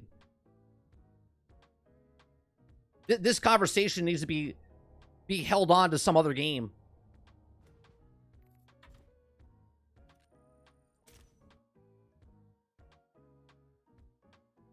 It's mission based, Sarge. So you'll go on a planet, okay? You'll go on a planet, and you'll have to do different missions. Maybe your mission is to take out the big baddie, which is one of the bugs or the Terminator type of guys. Or you have to go get resources, or you have to go get comms, or you have to... There's different missions that you do in the game.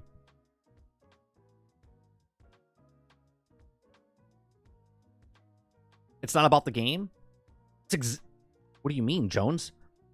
Do we miss the topic? The topic was Helldivers 2. Is it pay to win? Are you moving the goalpost?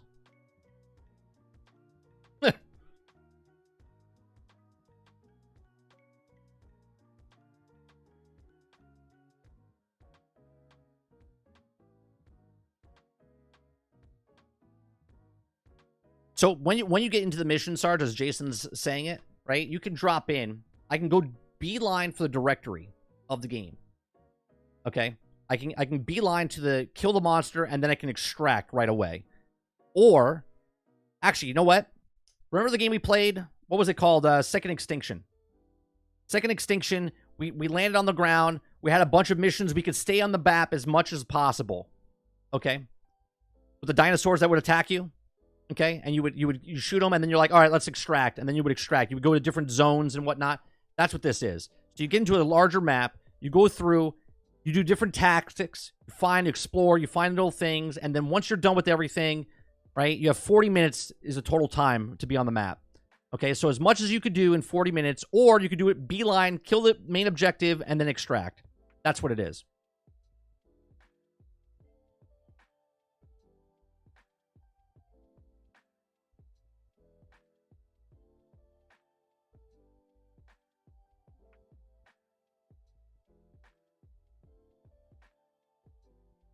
Microsoft Flight Sim Dune expansion's out for free now. They already put that in the game. They showed that like at last E3. They've been in a couple things. They had Top Gun come in. I thought Dune was already in. They have the Halo.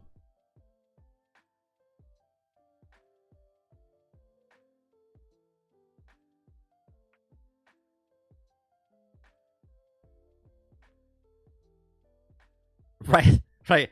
You have the train in the background going back and forth behind me, just moving the goalpost.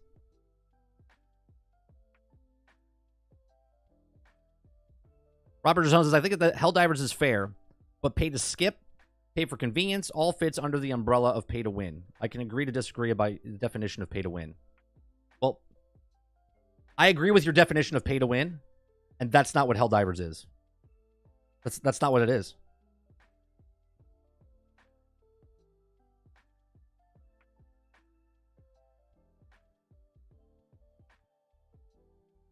I consider Lost Ark pay to win. Even though the PvP is in the game, it has nothing to do with the PvE. You're always the same build and everything in the game is when it comes to PvP. Just launched it today? Okay.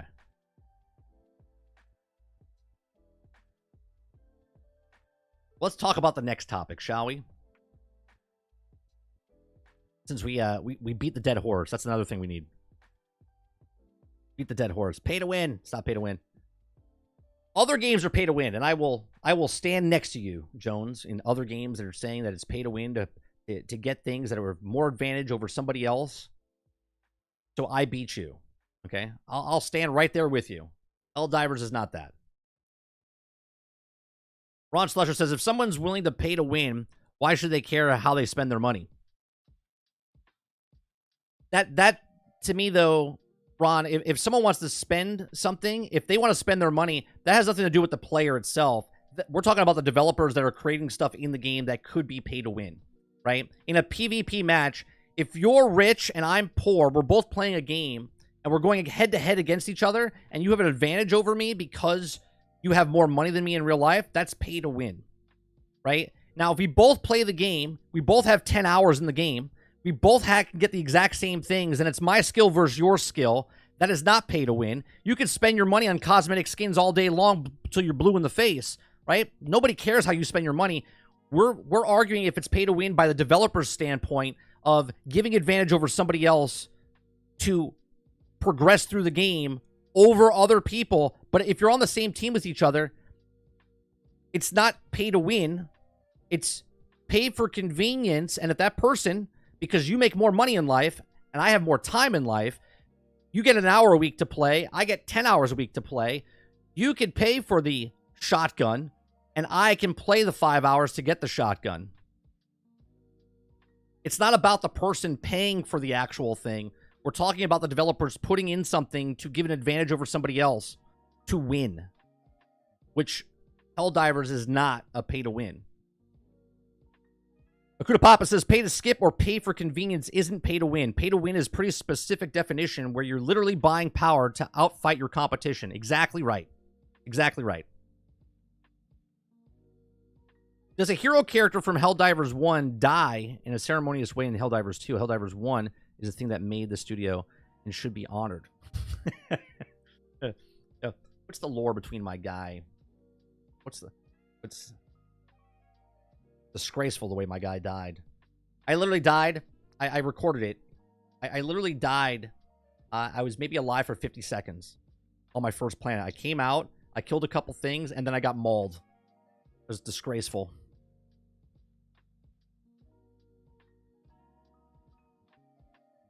All right. You can see the title already. I haven't read the article, okay? But just the title alone triggers me because just take Starfield out of the title, okay? Just take the title of the game out and just put every single player game's title, whatever game you're playing, single player title, right? Doom. God of War, Spider-Man, Fable, Fallout, whatever.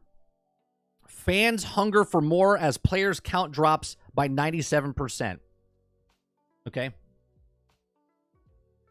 Right? I hate... Now, the news cycle's very slow right now because of all the Xbox stuff, and I would rather talk about single-player games losing their player base than talking about what potentially Xbox is going to be doing on Thursday, okay? Because those are other clickbait articles as well.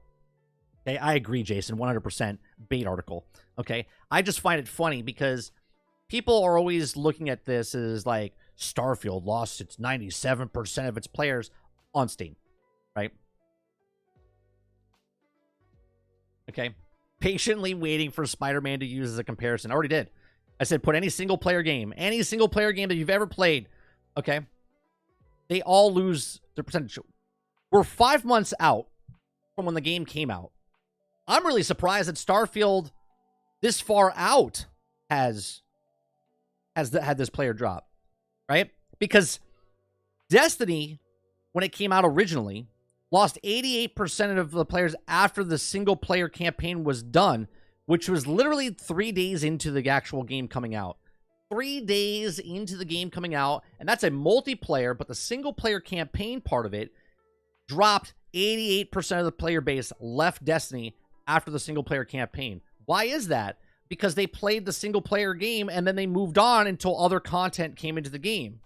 I know, it's crazy, okay? God of War, okay? Horizon, right?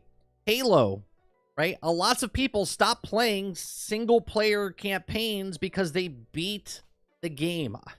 I know. Why are fans looking for more Starfield content? I thought the game was trash and done.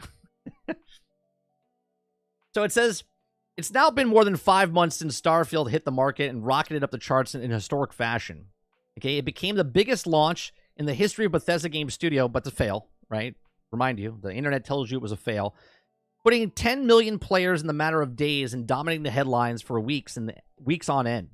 Since then, the natural turning of time has led millions of players away from the game's greener pastures as a single-player space-faring epic dries up. I mean, I wouldn't really consider it drying up. There's plenty of stuff to do in the game. If you like the game, you'll continue playing the game. Okay? On Steam, Starfield players count has dropped more than 97% in just 5 months. Okay? Now, I would love to do the research. Obviously, you can't look it up because it's just on Steam. But I would love to look up what the percentage of players drop off any single-player game in the first month, let alone 5 months in. I would love to see that. Market sizability decrease isn't out of the ordinary by any means. About the addictiveness of people simply moving away from the game that no longer has much to offer, those have to play, is had their fill. Now it says, where is Shattered Space? Okay, those still clinging to Starfield or clinging to Starfield, as Depressively awaits news on Shattered Space. The first expansion for Starfield. By now, Bethesda Game Studios titles have came before and would have that their first expansions revealed and dated, but there's no chatter at all on the Shattered Space front of Starfield fans. There's also no indication of when the official mod support, amongst other things, will be introduced to Starfield. Well, I would assume, I'm taking a shot, I'm taking a dart, putting it out there. Now, Matt Booty's going to be at the podcast on Thursday. I'm going to assume, but since they made the announcement before the end of the year that every 6 weeks coming into 2024, they're going to start their first 6-week type of thing, right? Now, obviously, I'm basing it off of, since they said in 2024, every 6 weeks, they would have something, information, or they start. Now, we are in week 1, 2, 3, 4, 5, 6. We're in the 7th week right now in the new year. Okay. So now they're back from vacation. They come back like the 2nd week of January. Okay. So technically we're 5 weeks, going 6 weeks in to the new year. Maybe Matt Booty says something on the podcast about what's happening with Starfield and whatnot, considering he's the head of, or he's the babysitter of Bethesda. Okay, now from all-time peak of 330,597 players on Steam, which is the easiest platform to get numbers for, the 30-day average of Starfield sits at 7,981 at the time of writing this. By comparison, Fallout 4 has a 30-day average of 15,000, and Skyrim has an average of 20,000. Yeah, but can we go back in time and look at what the player count was 5 months after that game came out? Just a comparison, right? You can't compare things that are happening now. Sure, you can compare, but Skyrim is a beloved game. Okay, it's also sold 60 million copies. So Starfield is now closer to the main competitor. And No Man's Sky, which is 30 days average, is 4,597 users on Steam. Now, between September and October 2023, Starfield lost 67% of its player base on Steam. And since then, its steady decline has been noticed on streaming the content platforms. Starfield has also suffered a monumental collapse from all-time high peak of viewer count of 552,021 on Twitch. And Starfield has dropped a 7-day average of 135, making it decrease 99.97%. Again, taking a stat on Twitch means absolutely nothing, in my opinion. In Starfield, also social channels, such as on X, are seeing a slow decline in followers. It's expecting the announcement, a sequential release of Shattered Space will bring players flocking back to Starfield, but it's Bethesda leaving it too late. I think this is exactly what they would like to do. Right? I mean, again, it's a single-player game, and no matter what content you come out with for a single-player game, people come back to the game once the content is announced, right? Imagine if people just bought one game and played one game, right? We know about 2 million people like that. They buy Call of Duty, and that's all they play is Call of Duty, okay? But for everybody else in the industry, you play a game, right? The developer's job is to make a game, sell a game, and your job as a consumer is to play the game, beat the game, and then move on to the next game, right? Since Starfield came out, I've played like 10 games, okay? I don't need to play Starfield all the time. Is this bad for Starfield because no one's playing the game? Not really. 6.5 million people bought it on Steam. We don't know how many people bought it on Xbox. People still paid $10 a month to actually get it. Multiple people paid $30 extra to get it 5 days early access, right? They made their money on the game. They made a game. They sold that game. You bought that game or rented that game. They made their money off that game. And now they're just sitting back going, all right, Shattered Space comes out. We'll let you know what's happening. And when that comes out, the people that paid their $30 up front will go play that content. And the people that didn't buy it will wait for a sale. Or they'll pick up Starfield for the first time when the DLC comes out. Or new people, if it happens to come to a different console, then they would also buy the game, rent the game, play the game, borrow the game, whatever it is. They've already made their money. They've already have been successful by paying for the game that they created and sold. I don't understand why this game has to have a player base of 20,000 people like Skyrim or Fallout from 10 years ago.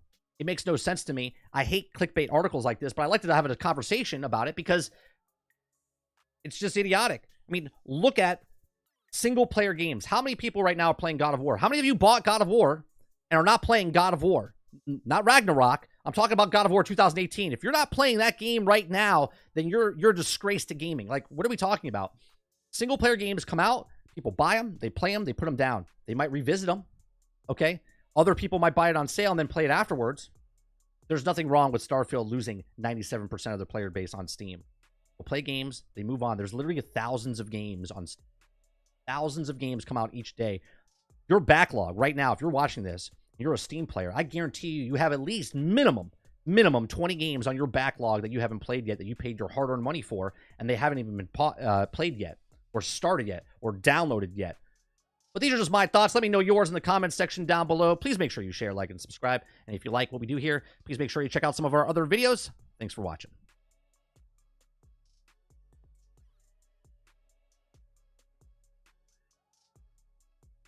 $97%. Three players left. Yes. Robert Jones says only 20. That's pretty good. It's so stupid. It really is. It's so stupid. Like, oh, this game is dead. They already made their money.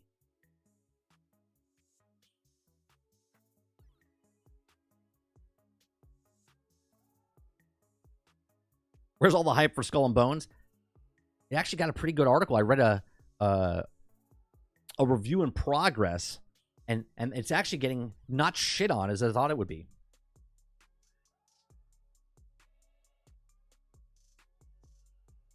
So they already put their foot in their mouth with a 6-week bullshit? Well, no, they don't come back from the new year to week 2. So, and I would think this 6-week bullshit would start once they start it every 6 weeks after that. I would assume.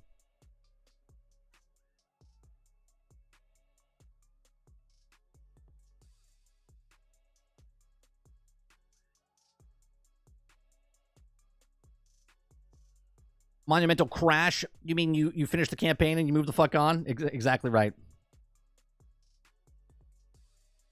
Single player base drop off and water is wet.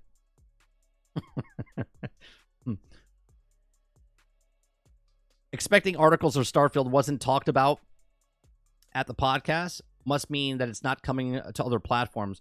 Little do people know that these games are coming in waves, aka months away. Yeah, I think that they would announce something, and again, I said it years ago. It'll be exclusive until it's not. If Matt Booty's there, I would assume because he's the head of Bethesda, like he's the babysitter for Bethesda, that they would say something about Starfield. Doesn't mean that Starfield's coming to third-party games, but he could have an update, right, for what they're doing with Starfield since they announced before the end of the year that every 6 weeks was happening or whatnot. Right? And even if they do announce Starfield, I don't think they're going to have the podcast tomorrow and be like, it's coming to PlayStation next week. Like, it'll be like, Starfield is coming to PlayStation. It'll be out by the end of the year. Right? Which would be like 1 year. Which doesn't affect anybody that bought the game on Steam. Affect anybody that bought the game on Xbox. Doesn't affect anybody that played it on Game Pass. Doesn't affect any of those people in any way, shape, or form.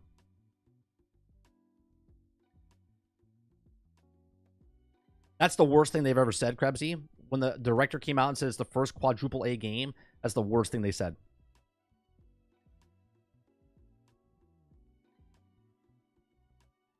I'll play some Skull and Bones. It's not terrible. I got the highest infamy rate.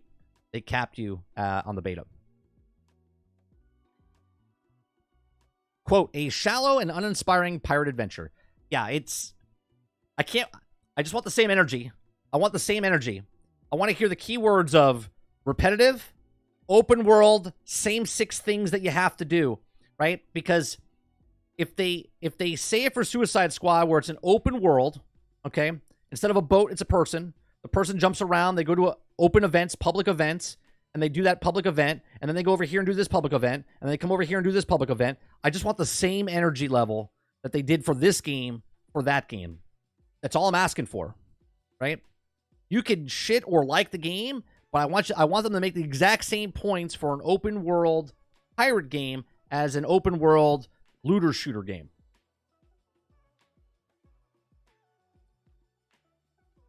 Skull and Bones is fine. Hate the chopping tree minigame. Oh, that's going to get even worse, gamer. because I said it when I played it for the 4.5 hours of the 6-hour beta that I played a month and a half ago. I was like, that minigame is fine the first couple times, but it gets real old real fast. It's real old real fast. Because if I'm chopping a tree down in Power World or Minecraft, I take an axe and I just go chop, chop, chop, tree falls down. Right? In that game, it's a fucking minigame. You're like, all right, I got to stop it. All right, oh, I get more XP and more resources because I stop it in the green bar instead of the outside yellow bar or outside the other way, right? That's going to get real old real fast. But why do they do that? Engagement. Instead of spending 3 seconds, now you have to spend 15 seconds to chop resources down. And I guarantee you they'll be like, well, instead of chopping a tree down, you can go to the vendor and pay coins to get the resources. I don't know if you can do that, but, and I'm not saying real currency, by the way. I'm saying, like, you earn currency, treasure inside the game, and then you go to the vendor and just buy the resources instead of going out and getting resources. Is Skull and Bones like an MMO? No, it's more of it's more of, think of like Destiny. When you go in the open world, there's like maybe 10, 12 people out in the world, right? In the different quadrants, there's different regions. And so it's like instances, and there'll be a certain amount of people in the instance that you can fight and go up against.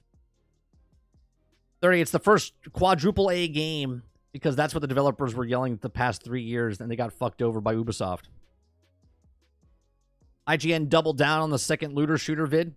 They just hate it. Oh no, they've quadrupled down. Yeah, they posted over the weekend.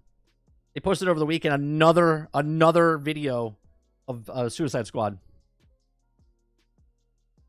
We had a conversation in Discord. They've done 45 articles / videos in 30 days. From January 11th to February 11th, 45 articles in 30 days. Just to put it in perspective, in 5 months, Starfield got, what did I say? It's like 39 articles and videos from them. That's 5 months worth. Suicide Squad's got 45 in 30 days.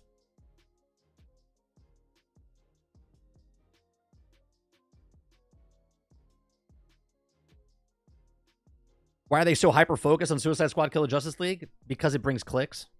That's why. Why did a YouTuber make 9 videos and basically shit all over every single video? Same video, 9 times, saying the exact same things, 9 times. Because that's the YouTube game. That's the YouTube game. Which is kind of ironic. Because they talk about repetitiveness in the game and how bad it is. And yet, those content creators keep making repetitiveness videos about it, right? Amazing. IGN no longer is a credible source. Any information coming out from them is disregarded immediately. They are clickbait hacks. Yeah, they are now the tabloid.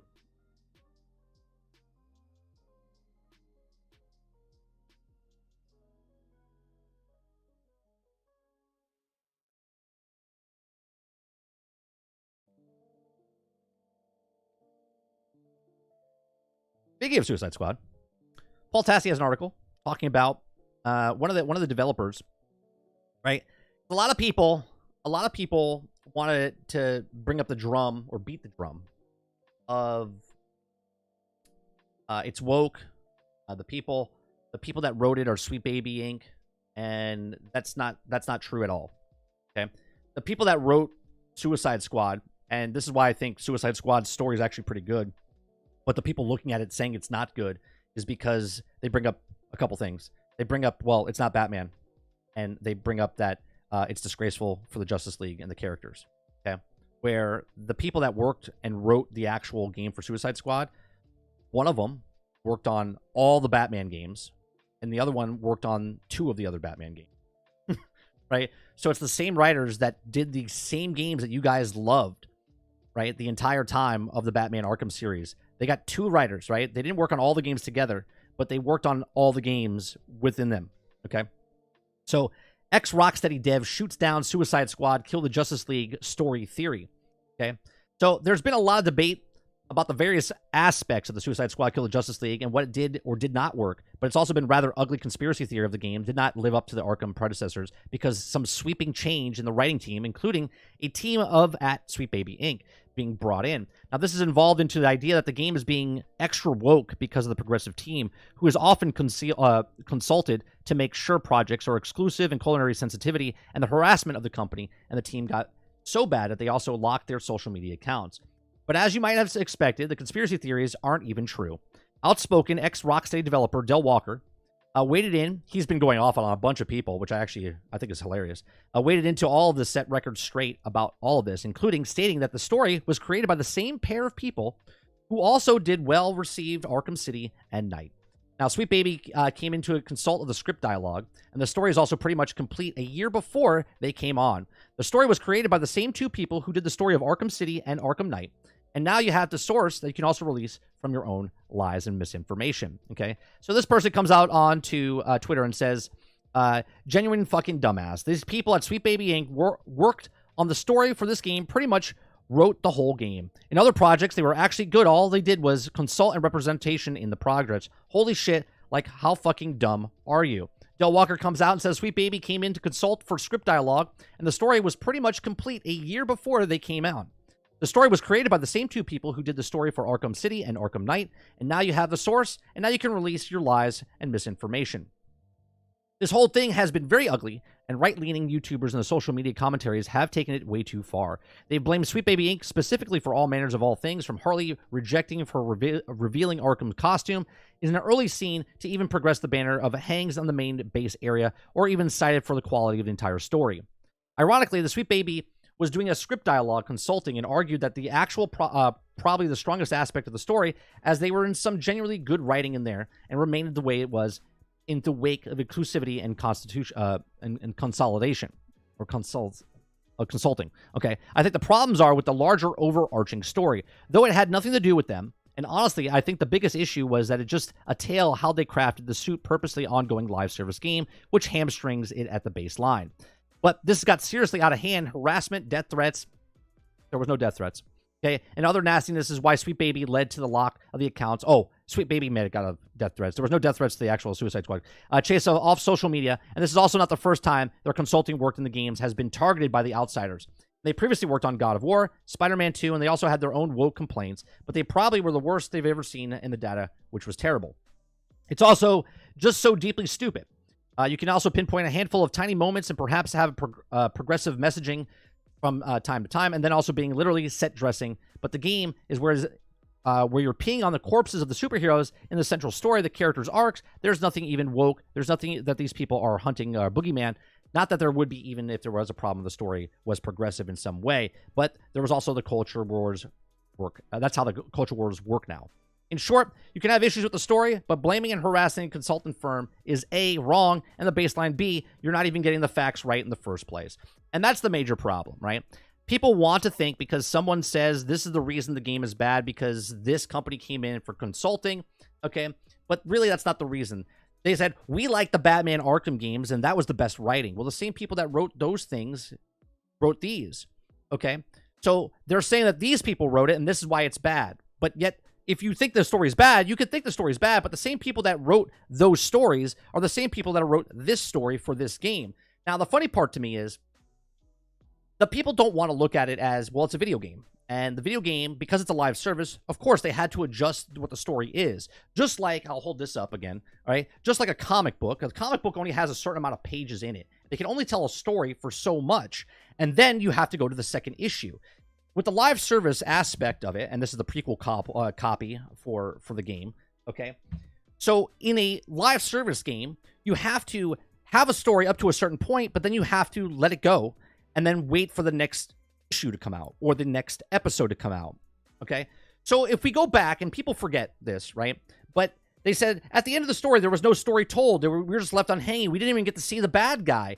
And I went, did you even play Destiny 1? Because Destiny 1, we did the Black Garden, which was the worst, probably one of the worst boss fights in the history of like video games at the time. It was so lackluster and underwhelming. But now we look at other games and go, these are underwhelming. But that was underwhelming.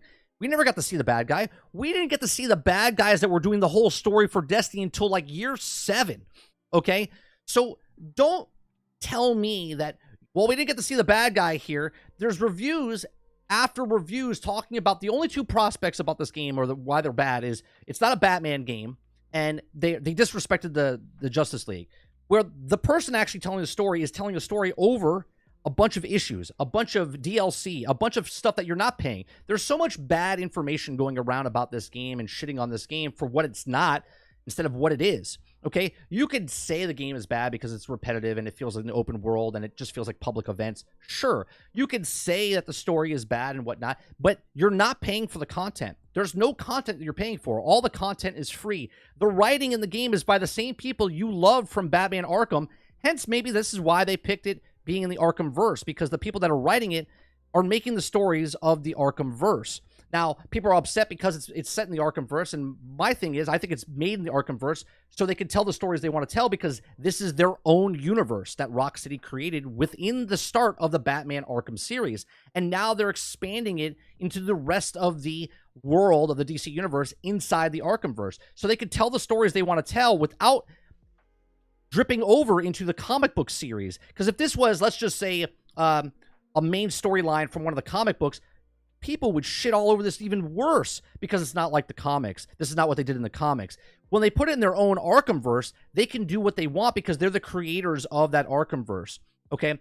So I'm okay with people not liking the game. I'm okay with people not liking the story. But at the same time, if you're going to hold this live service game, you got to hold it to the same standards. And every single live service game that's come out to this point, okay, Destiny, Destiny 2, Division, Division 2, Anthem, Outriders, all of this, the story wasn't answered, and you didn't fight the big baddie until hours and hours later. And they were all like kind of lackluster, waiting for the next DLC, because that is the catch. You have to try to get people to come back, and this is what Suicide Squad is doing.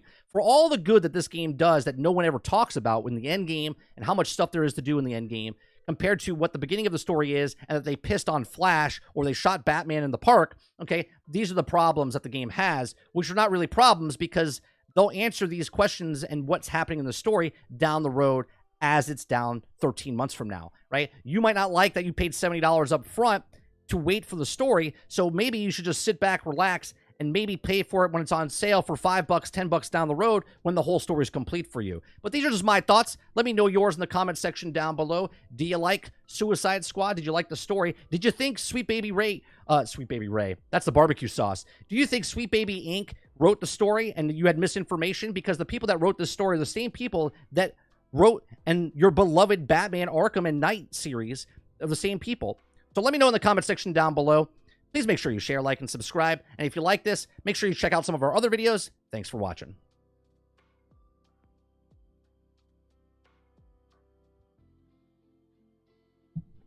I do like me some Sweet Baby Ray's. Some good barbecue sauce.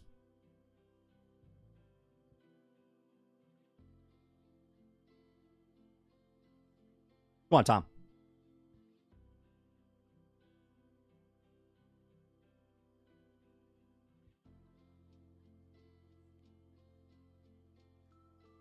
Tom, I was getting worried. Because last night, the only thing you said is, what game is this? What game is this? First thing you said today was, what game is this? I thought you were a bot for a second until you started saying other things. Why even contact Sweet Baby Inc.? It's whatever. I don't know the answer for that, L.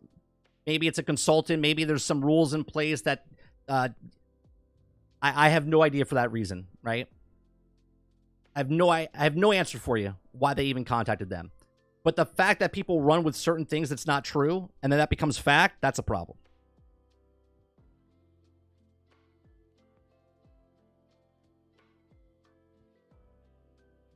Wouldn't the script dialogue or storytelling, Iron Man saying Thanos is from the planet Bob in a rundown Western planet, would be a storytelling, right? I don't know what you mean by that, Krebsy.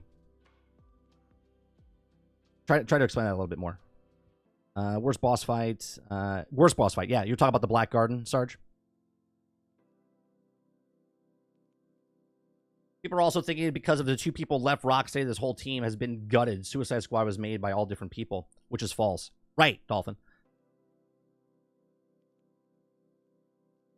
Sponsored by Sweet Baby Ray. Hey, I'll take a sponsorship from Sweet Baby Ray.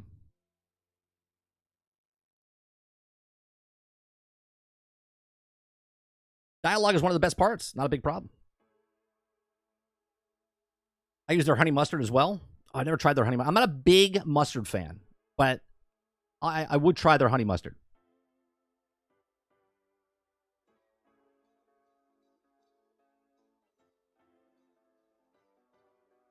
Well, the story in the article, Rose, the story was done a year before they even came in.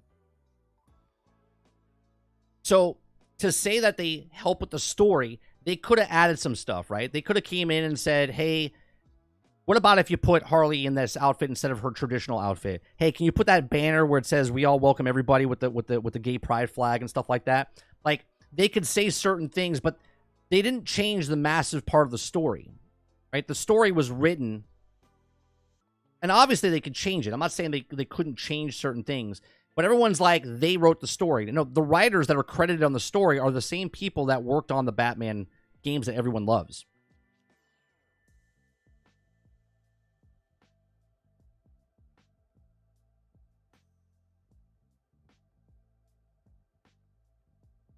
The verdict is still out on Tom. Contact should be sending them an email. Eric Cartman works in Sweet Baby Inc.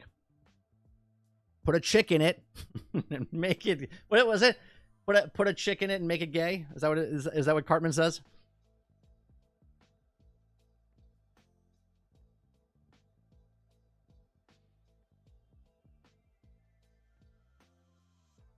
Mike, I hate most types of mustard, including some of the other honey mustards. It also tastes close to regular mustard, but I enjoy Sweet Baby Ray's honey mustard.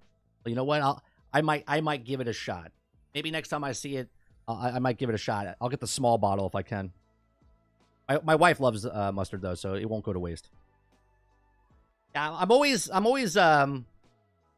Look, you guys know me, right? There was a point when we were watching Star Wars shows on Disney Plus and Marvel shows, and you could see me dying inside, right? Because they took characters, okay? And this is not even me using characters from the comic book, right? I was upset from what they started with, which was Iron Man and Hulk and all them, the way they started, and then the way it ended. And then what Disney did to Star Wars with Luke Skywalker and Han Solo, and they crapped all over them. And I get 100% people are upset about what they did to Batman and Flash inside Suicide Squad. But that's not the Flash and Batman from the cartoons that I grew up with. This is their rendition of those characters inside their Arkhamverse, okay? So this is their story. This is separate. This is why I think they chose, again, this is my idea of why they chose it, not the main reason. I don't know what the main reason is.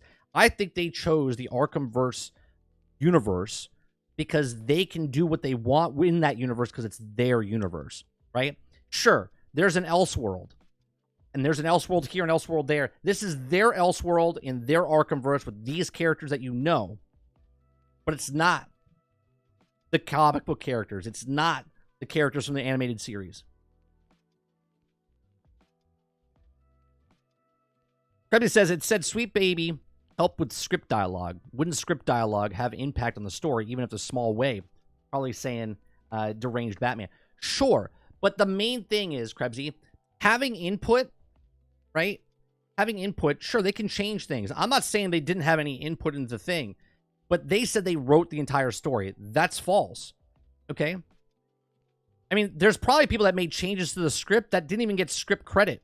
Like, the producer comes in, the bigwig reads it and goes, yeah, can we put this in? My daughter's a big fan of this. Can you put that in there? And they're like, yeah, sure, right? I mean, that's what they do. That's reality that happens in Hollywood, okay? Someone that has no idea creatively comes in and says, you know, I really like that scene, but can you put a Coke can behind them? My wife's a big fan of Diet Coke. Can we get Coke on here? And they're like, sure, we'll write it in. Okay, there's a Coke can.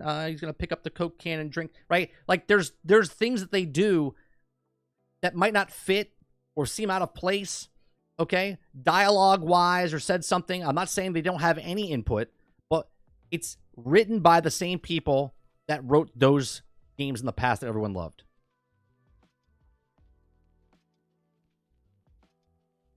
So we're okay if they changed 5%, 10% of the entire script. Just shitting on the whole thing. Well, that's it. That 10% is, right? The story's good. Right? People look at what the story is right now and they're mad because it's not Batman and they killed Batman. I saw a great review today by a person I've never seen before on YouTube, and they're huge. Okay? They played it, and they had really good points talking about Suicide Squad. But at the same time, they said so much false information about Suicide Squad as they went that even though I enjoyed the person's content, it discredited me listening to them because they were just saying malarkey for half the shit. But production-wise, it was fantastic. When the big Insomniac leak happened, when was the video about inclusivity was put out there, it got me concerned about the culture at these companies. I mean, Jason, that's a different topic, right? That's a different topic. If your morals and stuff are not aligned with what they're writing, that's cool. You know what I mean? Right? If you don't like something because they're on one side of the aisle and the other, that's understandable.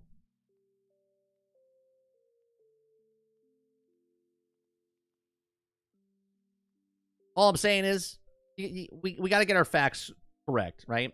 And they didn't write the script. The people that wrote the script are the same people that wrote the ones that people liked. Right? Doesn't mean that they always write good things. You can write a bad thing after writing a good thing.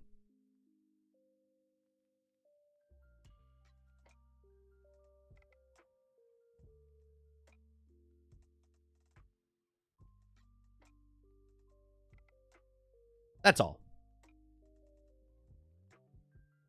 I'm a person that believes if you put something in and it doesn't make a, for instance, let's use that scene at the end of Endgame. Okay? What did that scene bring to the film? Right? When Tom Holland's Spider-Man has the glove, he falls down. They look at the van to get how am I going to get to the van? And then all of a sudden Miss Marvel comes down. That scene would have been much better if she's like, I'll get it there. Hold on. Right? Gets on her back. She flies over there. They're like fighting. Right? That would have been fine. But no. They went above and beyond and made a big deal. Every woman in the battlefield just stopped fighting. And they all landed there. Like they all had intercoms. That they just came through the teleporter. And they all had intercoms. They were talking to each other. And they all knew where to go. Right? That's what makes it... Ugh. Nobody hated that Miss Marvel was doing the thing. They hated the moment that people did it, right? And sure, did it put off-putting? Did that moment wreck the entire film? No, it was a bad moment. People remember that moment, okay? But it didn't wreck the whole film. But what did it bring to the film? It didn't bring anything to the film.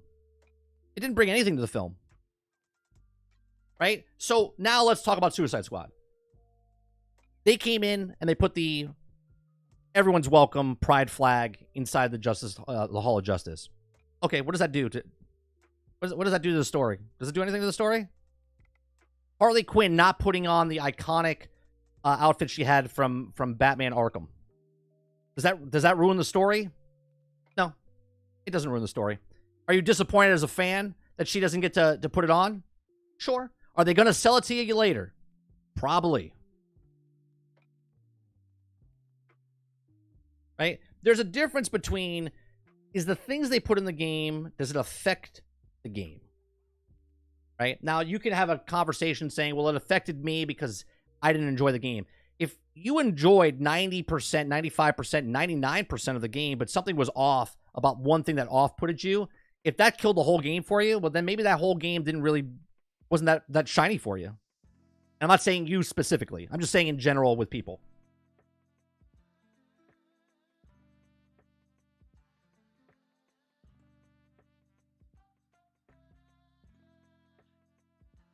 Their cycles are synced. You know what I mean? They should have kept all the characters in the orange jumpsuits. Yeah, I mean, the little things like that where she opens the thing and says, no way, and then she shuts the door. People could look at that and be like, oh, she's more power, and she says a certain lines, and I get it.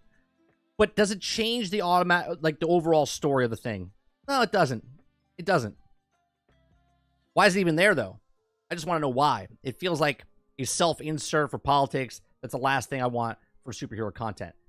It's there because they want to put it in there. But I'm saying as the fan, does it wreck the whole story for you? Like, why are we focusing? I guess I come from a different perspective, right? Because when I watch a movie, I nitpick a movie. Right? I hate when they do certain cutscenes, like shots, where if a person's behind their head and I'm talking, like I'm having a conversation with somebody, they show me talking, then it cuts behind my head. My voice is happening, but my mouth is not moving, right? They're behind. You don't see the jaw moving. You don't see anything moving. That's a pet peeve of mine. Does that take me out of the moment? For me, yes, it takes me out of the moment because I'm like, that's not even dialogue coming out of his mouth at that scene that they shot, coming from something else. Somebody else wouldn't notice that, okay? So in that perspective, there's a lot of people that don't notice the stuff that's in the thing. It took me 3 days to notice that banner inside the Hall of Justice. I shit you not, right? I shit you not. It took me 3 days to notice the banner up above.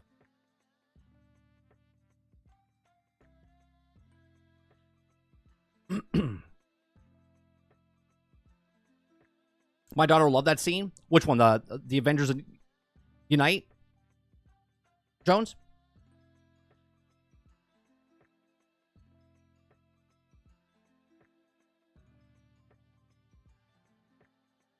Titan says, what banner? Yeah. Well, even if you're joking, Jones, even if she did, right? Even if you had the daughter and the daughter liked that scene, it doesn't do anything to me as the viewer, right? It pulled me out a moment, but it didn't ruin the movie for me. It's just the worst part of that movie, but it didn't ruin the overall. Like, but what does it bring? What does it bring to the? Why couldn't she just help him get to the van? Why do they have to bring that moment in? You know what I mean? Overall, what was did it change what the movie was? No.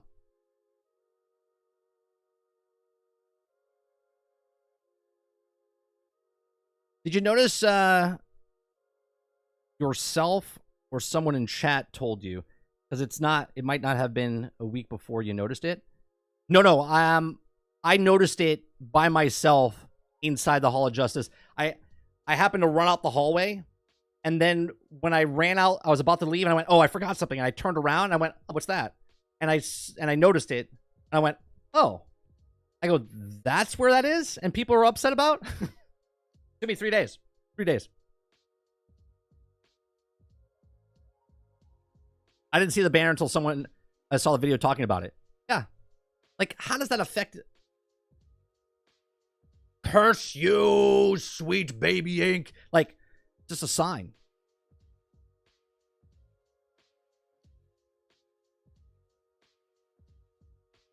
That you literally run past.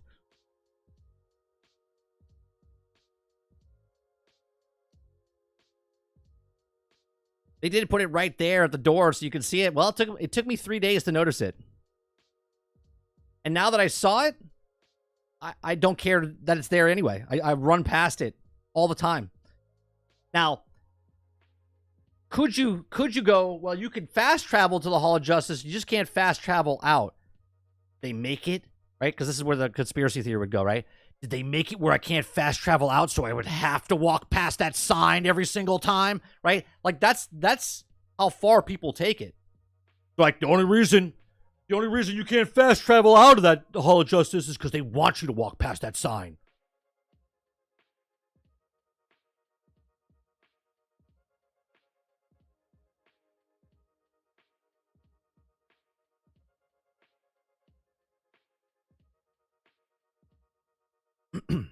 If you think I'm joking, there's people out there.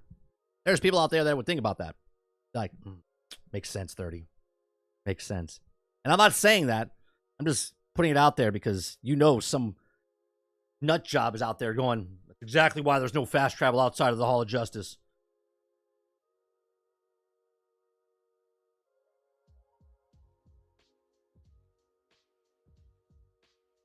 Instead of, well, if they made you fast travel, you would literally never ever swing again.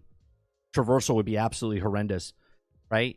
You would never. They would waste their entire time. If you could fast travel throughout the map now, you would never traverse through the map again. You would just fast travel everywhere, and then people would bitch about, well, the game's kind of boring because you just fast travel everywhere. It's just a menu system now.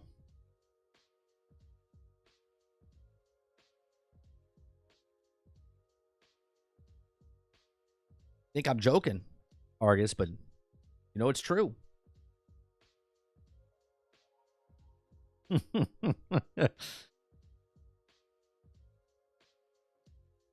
My issue right now with Suicide Squads is they gotta fix the. Did they update anything? Did they say anything inside of the?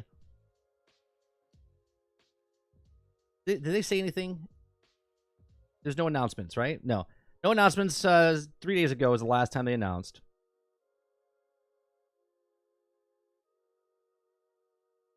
And then did Alex say anything today on Twitter? Let's see.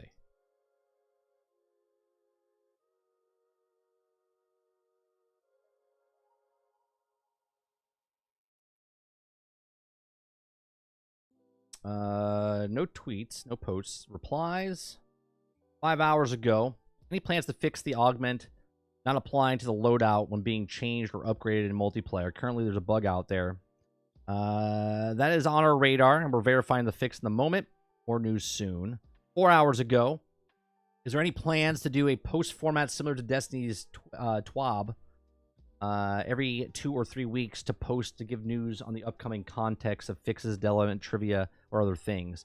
We're committed to doing a weekly dev update, being big or small. And the addition to this as well is also doing episodic updates and community. More details on coming on those in the near future. And that's it. So, nothing on fixing anything like that as of yet.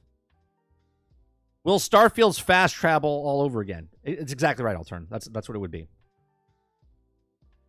Games are going full circle. Old games, not fast travel. New games, fast travel. Newest games, not fast travel. Well, it all depends on what fundamentally the games are built around, right? If you did fast travel in Suicide Squad, it would ruin the complete game. It would ruin the entire game. Because then it would just literally be... I mean, look what's happening to Diablo. Diablo, people didn't want to run across the map anymore, right? They just wanted to fast travel directly to the Nightmare Dungeon, right? So when you're done in the cave, you would just travel back and then travel back, and then when you would go to the dungeon, it would directly. So you're not even traversing through the map anymore,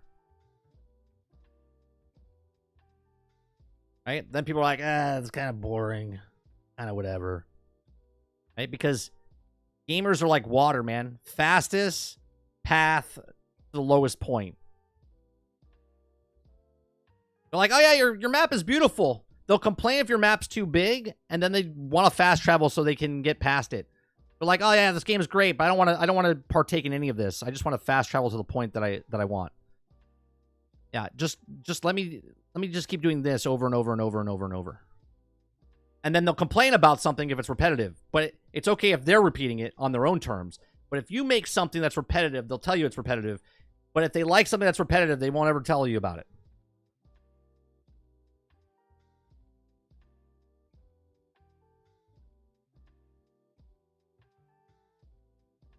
It's a balance. The balance of what's a good repetitive to a bad repetitive.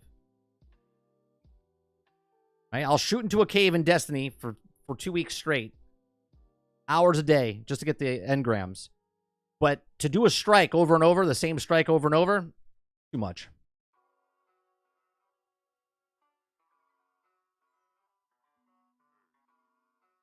Can't get lost in games with fast travel? No. Yeah, you just... Why... I really loved Red Dead Redemption 2 for that purpose. I love traveling in Red Dead Redemption 2. I would never fast travel. I would never fast travel. I loved riding the horse and getting random encounters or bandits or going hunting or seeing something. It was awesome. Skyrim, same thing. I would never fast travel. I would walk the path because it was good. Same with Fallout. It felt good to do that stuff. Other games, you're like, and you're done. Division 2 is like a nice balance, right? There's times that you run around that entire map, and then you're like, oh, there's a thing happening here, and then you'll fast travel, and then you run through the map and do the stuff.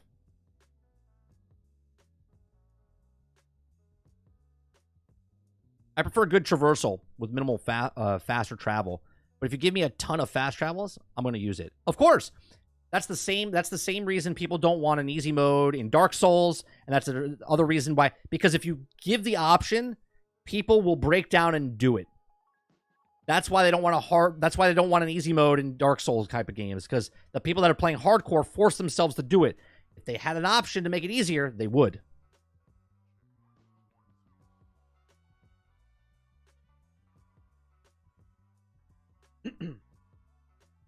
Fast travel, same thing.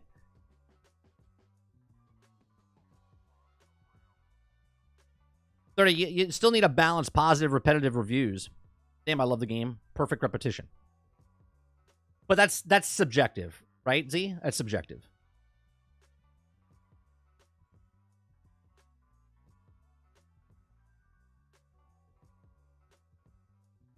Right, Krebsy, because if you give a path of least resistance, they'll take it. 100%. 100%. 90% of the people would take the path of least resistance.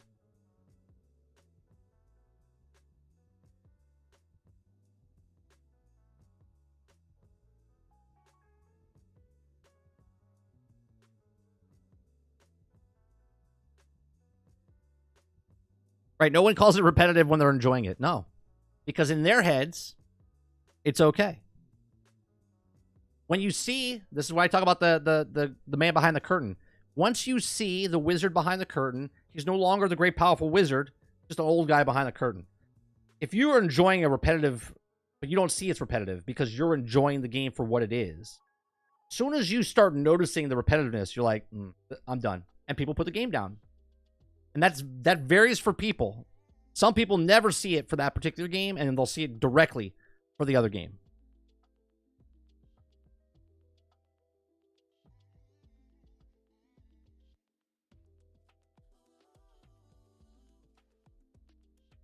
Recently bought Red Dead Redemption. The first one, Dolphin? Great game. Red Dead Redemption 1 is a great game. And then make sure you get, if you play Red Dead 1, make sure you get the Undead Nightmare expansion. So good. So good.